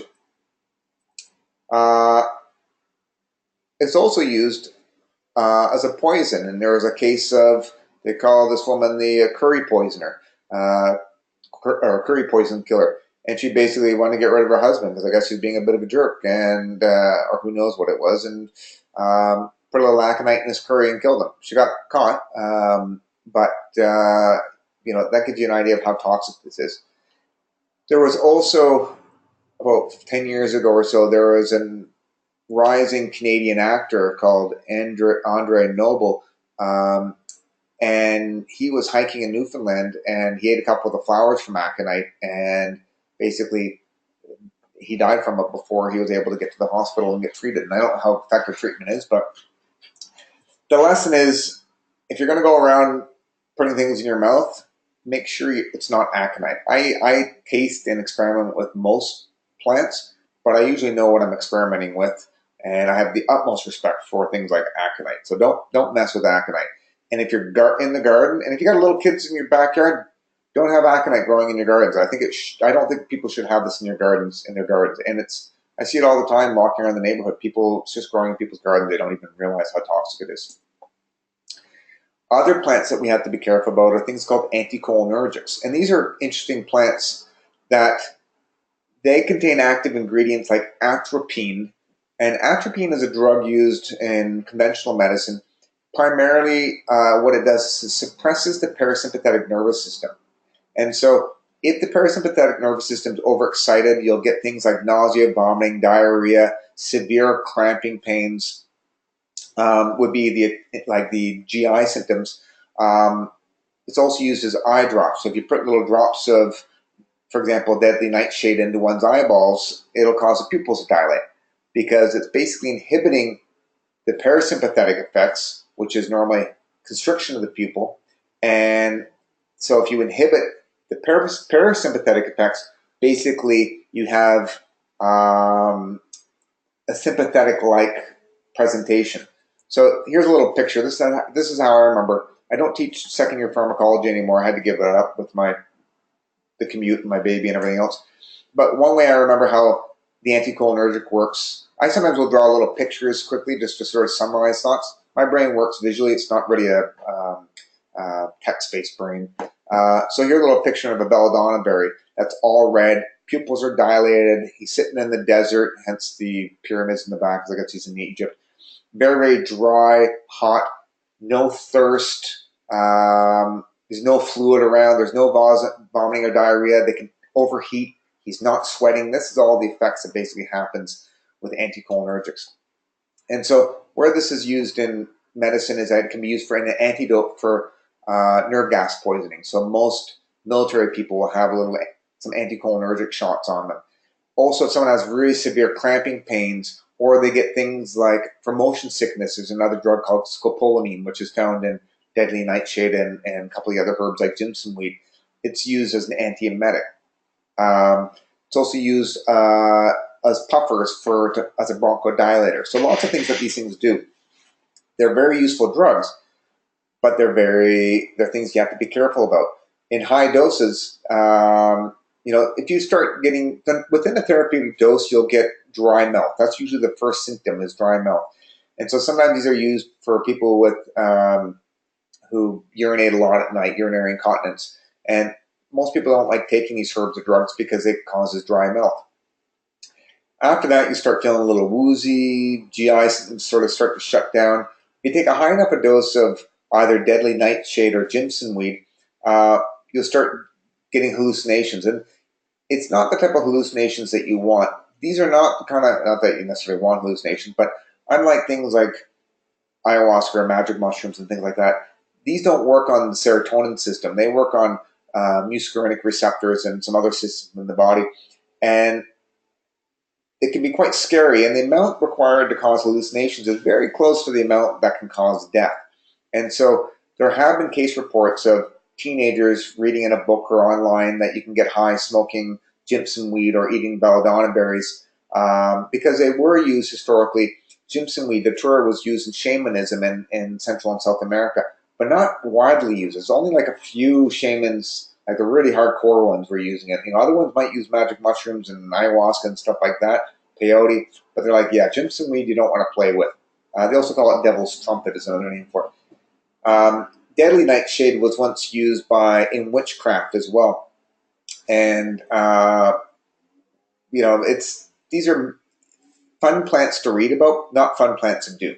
And as I mentioned, they basically block muscarinic receptors, so they suppress the parasympathetic nervous system. Here is a case, pulled up a couple of these, I knew about these, Jimson weeds on the left. Every once in a while you hear about some teenage kids that basically overdosed, taking Jimson weed and smoking it to get high, and it basically causes death or got them really sick. So, if you want to experiment, don't experiment with these ones. There was also a funny poisoning where a family, funny because nobody died, but there's a family somewhere in the U.S. where somebody made a stew and threw some Jimson leaves in it. I don't know why they did that. And one of the family members showed up late for dinner, and the entire family was all like wasted on Jimson weed and hallucinating and giggling and rolling around. And that's probably fun for a very small period of time, and then people started going into comas and everything else. So nobody died, but eventually they traced it back to the Jimson weed that they had put in the stew. So I want to talk a little bit about some of the safeties of other sort of herbs. Now, essential oils are extracted from plants using steam distillation. So you can have peppermint, and peppermint oil, you might get, for example, pure peppermint oil, essential oil. And to give you an appreciation, to get like a teaspoon of the essential oils, you may have to extract it from pounds and pounds and pounds of the actual peppermint leaf themselves. And so one of the things with the essential oils is appreciate that when you take an essential oil from peppermint or eucalyptus, whatever, this is a completely different substance than taking the leaf. So the therapeutic dose for peppermint tea might be have, basically 1 to 5 grams of peppermint 10 times a day if you want. While the essential oils, we're talking about 1 to 5 drops a few times a day. So they're highly concentrated, which is an issue. The main active ingredients are very short nonpolar hydrocarbons. So essential oils are essentially like turpentine, like a paint thinner. That's turpentine is loaded with essential oils from pine trees. So you have to be careful about it. Now you can consume them orally. For example, oregano oil is consumed orally, peppermint oil is. Some of these things are safe. Topically, they're a little bit safer for the most part. Sometimes they're inhaled, but appreciate it does have some toxic effects with it. Now, in general, I would say essential oils, for the most part, I'd say all of them are probably have the risk of causing heartburn because they can relax certain sphincters and that can cause a little bit of reflux, for example. Also, if you put peppermint in your eyes or on your tongue or in your ear, sensitive tissues, especially if they're irritated, it can hurt. In high enough doses, certain ones can actually cause burns, but not all of them will do that. The big thing we worry about is in high doses, some of them will basically knock out the liver or the kidneys. Some of them have neurological effects, so you have to be very respectful. Anyone taking over 5 to 10 mils, a teaspoon or two of any essential oil, I would say that could potentially cause death. And so some of them, peppermint oil is not so much of an issue, but other ones you have to be careful about. So keep these away from children. So if you're into aromatherapy, don't keep your essential oils around kids. Now, a couple things. Here's a relatively benign thing. Essential oils like lavender oil. It's a great herb. I love the smell of it. Anytime I smell it, I think of like my honeymoon. We were in Greece, where the room had lots of lavender in it. And it's a great smell, nice and calming. A lot of men don't like it. They find it's a bit girly for them. What's interesting is there's been a number of case reports of young boys whose mothers were applying lavender oil on them or lavender shampoo or lavender creams. And that small amount of lavender in these prepubescent boys who don't have testosterone floating around was actually causing gynecomastia, prepubertal gynecomastia, which means the lavender oil started stimulating the breast tissue and they're getting small breast buds. And now this is rather alarming to a mother. Good thing is reversible, not the end of the world, but just something to appreciate how you want to be careful with that. I just got a little question coming in. I have 2 kids and use essential oils through pregnancy, birth recovery, and breastfeeding. I continue to use them on my kids. Love them. It takes research and using a brand that does it properly. I think that, Jordan, that essential oils, again, you use them with respect and understand how effective they are. And there's a big difference between using a little bit for tummy ache versus taking too much of them. And so lavender or essential oils, you'll get them in peppermint, you get them in chamomile, you get them during any curry, you're going to have essential oils. It all comes down to the dose dependent. The dosage and how frequently they're coming in contact with them. So the lavender thing, there is some debate on that, but I would just be careful with it. at least if someone comes in who's taking lavender or using it and they're developing some kind of gynecomastia, then I would maybe rule out the lavender. So it's just something to kind of think about. Other essential oils can be very dangerous. For example, thuyon. Thuyon comes from wormwood. I don't know why the thing does that. Okay, so wormwood is notorious for its association with a drink called absinthe. So Artemisia absinthium is one of the herbs in wormwood. Now, thuyon is an essential oil that's found in wormwood. It's also found in cedar and sage. And what this is it's a neurotoxin and inhibits GABA receptors in the body. So unlike certain herbs like kava that stimulates GABA receptors, thuyon inhibits the GABA receptors. And so instead of having a calming effect, it has an excitatory effect, which in high doses will cause a headache. Muscle twitches would be some of the first signs. And then if it's severe enough, you could get full-blown convulsions and death. Okay? So the amount of thuyon in, let's say, a cup of sage tea or a tincture of cedar or a little bit of wormwood is relatively small. And I use wormwood in some of my antimicrobial tinctures, and I'm not overly concerned with a small amount to healthy, normal people. I absolutely never give it to pregnant women, I would say, and because it's also an abortifacient. And appreciate that absinthe is a liquor that was drunk by a lot of the Impressionists. So, for example, Van Gogh, here's a painting that he did. There's a picture of absinthe there. It's also referred to as the green fairy because a lot of people are using it as a drug. Here's another picture with people consuming absinthe. One of the things that it causes is it's a neurotoxin. So when you drink it, the alcohol has a depressant effect and the thuyon has a stimulatory effect.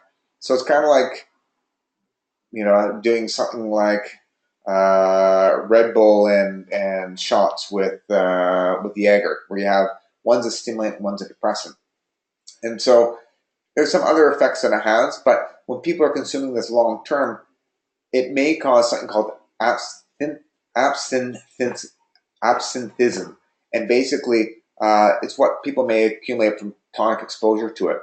And so they may get basically depression, or it may start causing a psychosis. So Van Gogh, who suffered from a lot of depression, he also cut off one of his ears and sent it to his girlfriend, thinking that would be romantic. And maybe the thuyon played a part in it. So the big thing though with the thuyon is taking small amounts long term, or relatively small amounts long term, could be problematic. And if anyone takes, let's say, a teaspoon of thuyon or wormwood oil acutely, that could be enough to cause death. So a little bit in tincture is not an issue, but do respect it. Another essential oil to respect: things that contain methyl salicylate. So remember when we talked about salicylic acid, which is found in aspirin? Methyl salicylate is slightly different structurally. This is what you find in wintergreen. So oil of wintergreen is made from basically the wintergreen plant. It's a small little tiny plant. It's related to blueberries. It grows in pine forests a lot. And it's a common essential oil found either synthetically or naturally. It's found in a lot of sport creams. So when you think of things like A535, Bengay, and a number of other things, this is found in there. And one of the issues is, if you take it internally, there's a few problems with it. One, some people who are sensitive to salicylates, have an aspirin sensitivity or an allergy to aspirin, could react to this. A second thing, Ray's syndrome, is this weird, rare children that occurs in disease that occurs in children and teenagers. That's maybe due to a viral infection, kind of coupled with taking an aspirin. And so you never give aspirin to kids, but also taking things like wintergreen could have that effect as well. And so wintergreen oil, the pure essential oil, 4 mils, so a teaspoon is enough to kill a small child or kill a child. And the main symptoms, side effects taking it internally could be nausea, vomiting, tinnitus. So ringing in the ears is a classic salicylic acid toxicity symptom. And what ends up happening is you see initially basically the respiration rate changes, headache, confusion, delusions, eventually can cause seizures, comas, and death. So respect it. Now, if you apply a little sport cream to your sore muscles, that's not going to happen. But excess, if you're applying to your skin, you will absorb some of that systemically. And it could cause some serious side effects, especially if you had a sensitivity to it. But one, it could cause chemical burns to your skin if you take too much. Two, there have been at least one adult, a 17-year-old girl in the US, who was maybe over-applying, who was definitely over-applying the methylcyclate, like A535 or Bengay, I can't remember which one it was, a common thing available over the counter, and she was applying way too much of it. And the dose that she probably was taking was equivalent to probably taking like 100 aspirins or something. And so she ended up actually dying from an overdose from it. And that's from topical exposure. So, you know, a few drops of essential oil won't do that. But definitely if you're doing just pouring it on you, you know, for a couple of days or whatever, it could really be an issue. Now, on the topic of hepatotoxicity, there are several herbs that can cause hepatotoxicity. Black cohosh, there's reports of it. I don't think it's a black cohosh. Greater celandine, shown on the left, there have been a number of case reports of people using this for digestive complaints, getting liver problems. It is reversible, but something worth noting. And there's a few other herbs that we're going to talk about. Most of these are related to pyrrolizidine alkaloids, isoquinoline alkaloids, and some other essential oils. There's some case reports with the greater celandine. Now, phenylpropenes. So when it comes to, there's an essential oil called saffrol, and it comes from sassafras. And sassafras, I don't use this in herbal medicine. It grows, I took this picture in Hyde Park. It's a really pretty plant. It's kind of related to cinnamon, like the cinnamon family. It's rich in essential oils. If you take the leaves and crush it up in your hand and smell it, it's very aromatic, has a nice, pleasant smell. And originally, saffrol was used in as an additive in root beer. And they had to stop. The FDA banned its use in the food industry because it started causing basically liver cancer and liver toxicity and liver failure in people. And so, although it's small amounts, it's probably not going to be an issue. If you're taking large amounts on a daily basis, it could be problematic. In general, the phenylpropenes is the type of essential oil. When they have that double bond at the terminal end, I think that's what makes it so hard on the liver. I suspect that it becomes a reactive intermediate in the liver. As an aside, saffrol is also one of the main building blocks for making MDMA, which is ecstasy. So just for interest's sake, it's very easy to make ecstasy out of this, like a two-step reaction. You can have it. You can do this in your bathtub at home. Not recommending it, but sassafras trees around the world are one of the main sources for making illegal MDMA. Just a fun little side note. There are other phenylpropenes, for example, eugenol, myristicin, apiol, which, although the plants themselves that contain them are good for you, like celery is good for you, holy basil tea prevents cancer, cinnamon is great for blood sugar, there's all these different things, nutmeg is great, but the essential oils in high amounts, again, it's dose dependent, can cause death, can cause hallucinations, could cause neurological problems, all sorts of things. So you want to treat these guys with respect, is all I'm saying. The cool thing I just found is basically if you overdosed on clove oil, and clove oil is sometimes used for dental pain, and it's been still used primarily in India and other places where the drugs are more expensive, and clove grows everywhere there. 10 mils of clove oil can cause basically liver failure, but using NAC, the same antidote for Tylenol poisoning, works for clove oil. Another thing that's interesting is coumarins. So coumarin itself is an essential oil. It's a smell when you cut your grass and you have that smell of freshly mowed lawns. That's what coumarin is.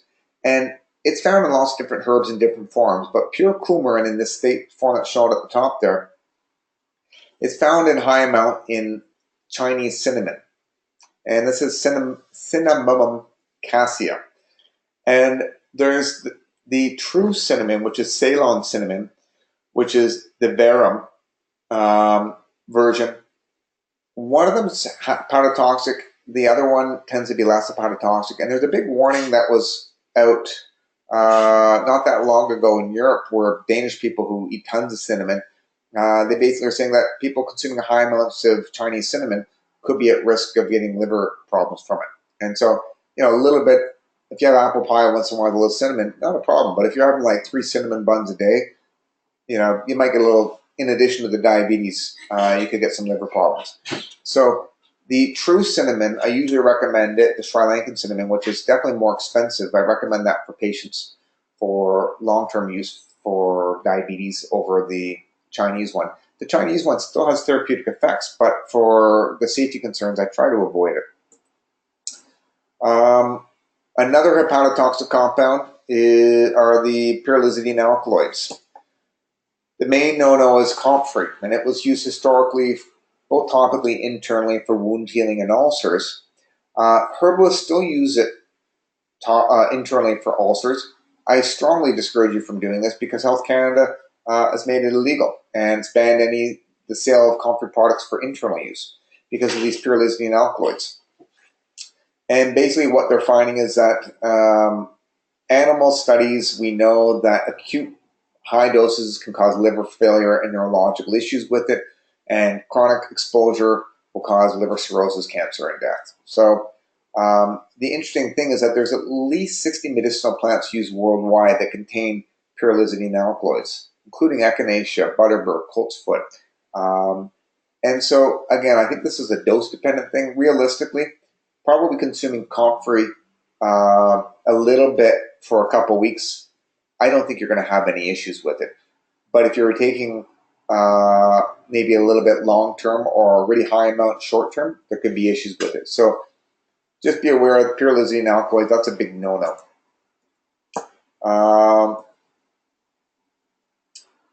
Couple type of allergic reactions. Now, we don't use poison ivy in herbal medicine, but just appreciate, here's poison ivy here. 3 leaves. The way you remember how it looks is the 2 bottom leaves, the stem is very short, and the middle stem on the 3rd leaf is very long, and that's how I remember it. So, like I said, this guy right here, I don't know if you can see my mouse, but this guy here is the one that's an issue. It causes basically a type 3 hypersensitivity. So type 1 is like seasonal allergies. Type 2 is most food intolerances. And then type 3 is what occurs when you take certain herbs. These are usually resins. And also herbs that contain something called sesquiterpene lactones. And the main source of these things are members of the cashew family. So on the left-hand side, those is what cashews look like. The nuts are at the top and the fruits below that. Mango resin, some people are sensitive to that. So if you have a sensitivity to poison ivy, watch when you're handling mangoes because you may react to that as well. In rare cases, some of the herbs in the Asteraceae family can also be an issue for people. So herbs like arnica, chamomile, feverfew, yarrow, elecampane, these are all very safe herbs, but sometimes people react to it. So it's worth knowing that. I've never seen the reaction, but it does exist in the literature. And I just haven't maybe given topical arnica or chamomile to enough people to get that 1 in 200 or whatever it is. So these are other herbs that commonly used in herbal medicine, very safe generally speaking, but can be an issue for some. Another type of skin reaction to be aware of. This is my hand here. I was gathering prickly ash, which contains a compound called furanocoumarins. And furanocoumarins are also found in grapefruit rinds and the peel of the leaves. It's found in rue. Also things like wild parsnip and giant hogweed, which grow around here. They're in the Apiaceae family, so they have the umbrella-like flowers. What happens is the resin from these things, when it comes in contact with your skin, it concentrates the UV radiation and can cause 3rd-degree burns. Well, then actually, it'll tan your skin. So those little blisters I showed, I actually got a nice little tan underneath the blisters once they went away, and that's the hyperpigmentation. And if you get enough exposure over time, it could increase your risk for cancer. And it can be very serious. There's been people who've reported there's a woman, these compounds are sometimes called sorolin, for example, is one of these compounds. and it's used by some people for psoriasis and stuff like that. But one woman once took a friend's cream for psoriasis, applied it on her entire body, and then went underneath a tanning bed, and she got third-degree burns and basically died from it. And she won one of those Darwin Awards for those awards that people get when they die for stupid reasons. And so it's sad and tragic that happened. And I think I've run out of time. What else do I want to do? I guess I'll have to do this stuff next week. So we'll continue on there. I got a couple questions.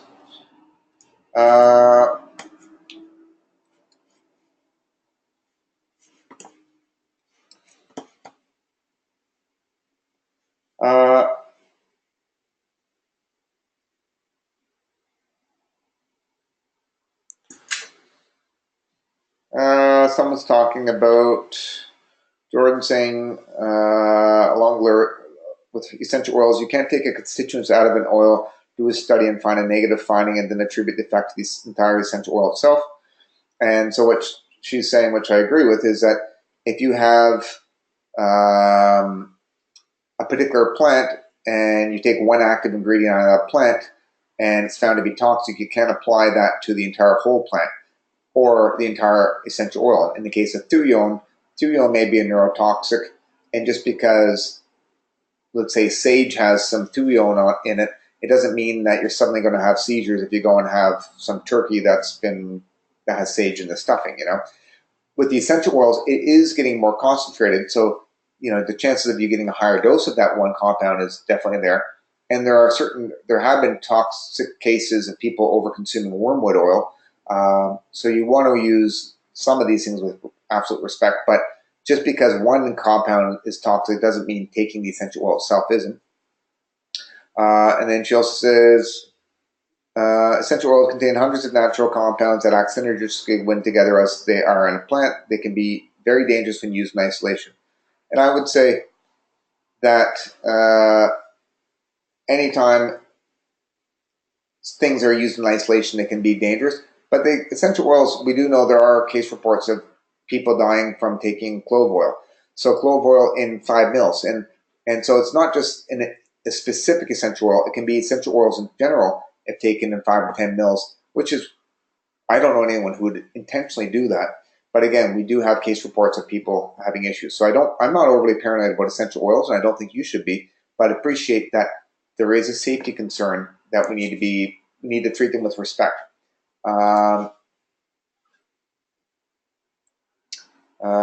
Just want to see,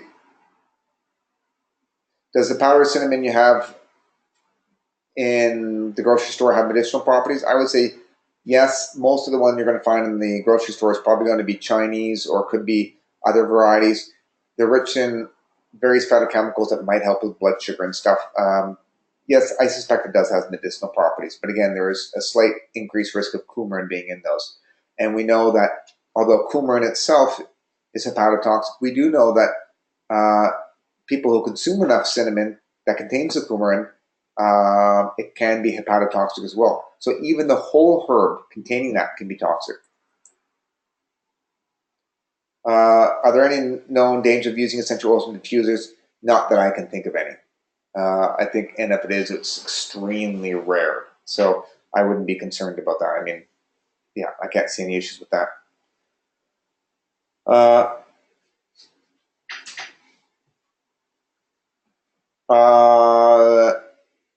Jordan's commenting how we don't know where the clove oil came from or why the person would ever take more than a drop or two. Yes, and that's absolutely true. We're not talking about therapeutic doses. We're talking about more the storage of something like clove oil. If a child gets into it, you don't want to leave it around for children. There have been people who've accidentally taken wormwood oil because they wanted to get a narcotic effect out of it and then got themselves into trouble. So it's usually accidental poisonings. But again, even some of these things like the Bengay and stuff like that, it's surprising that there have been deaths reported with that. Okay, any other questions? So I'll have to finish these slides next week. Won't take me very long. And we'll go from there. If you have any other questions, let me know, and we'll talk to you soon. Thanks.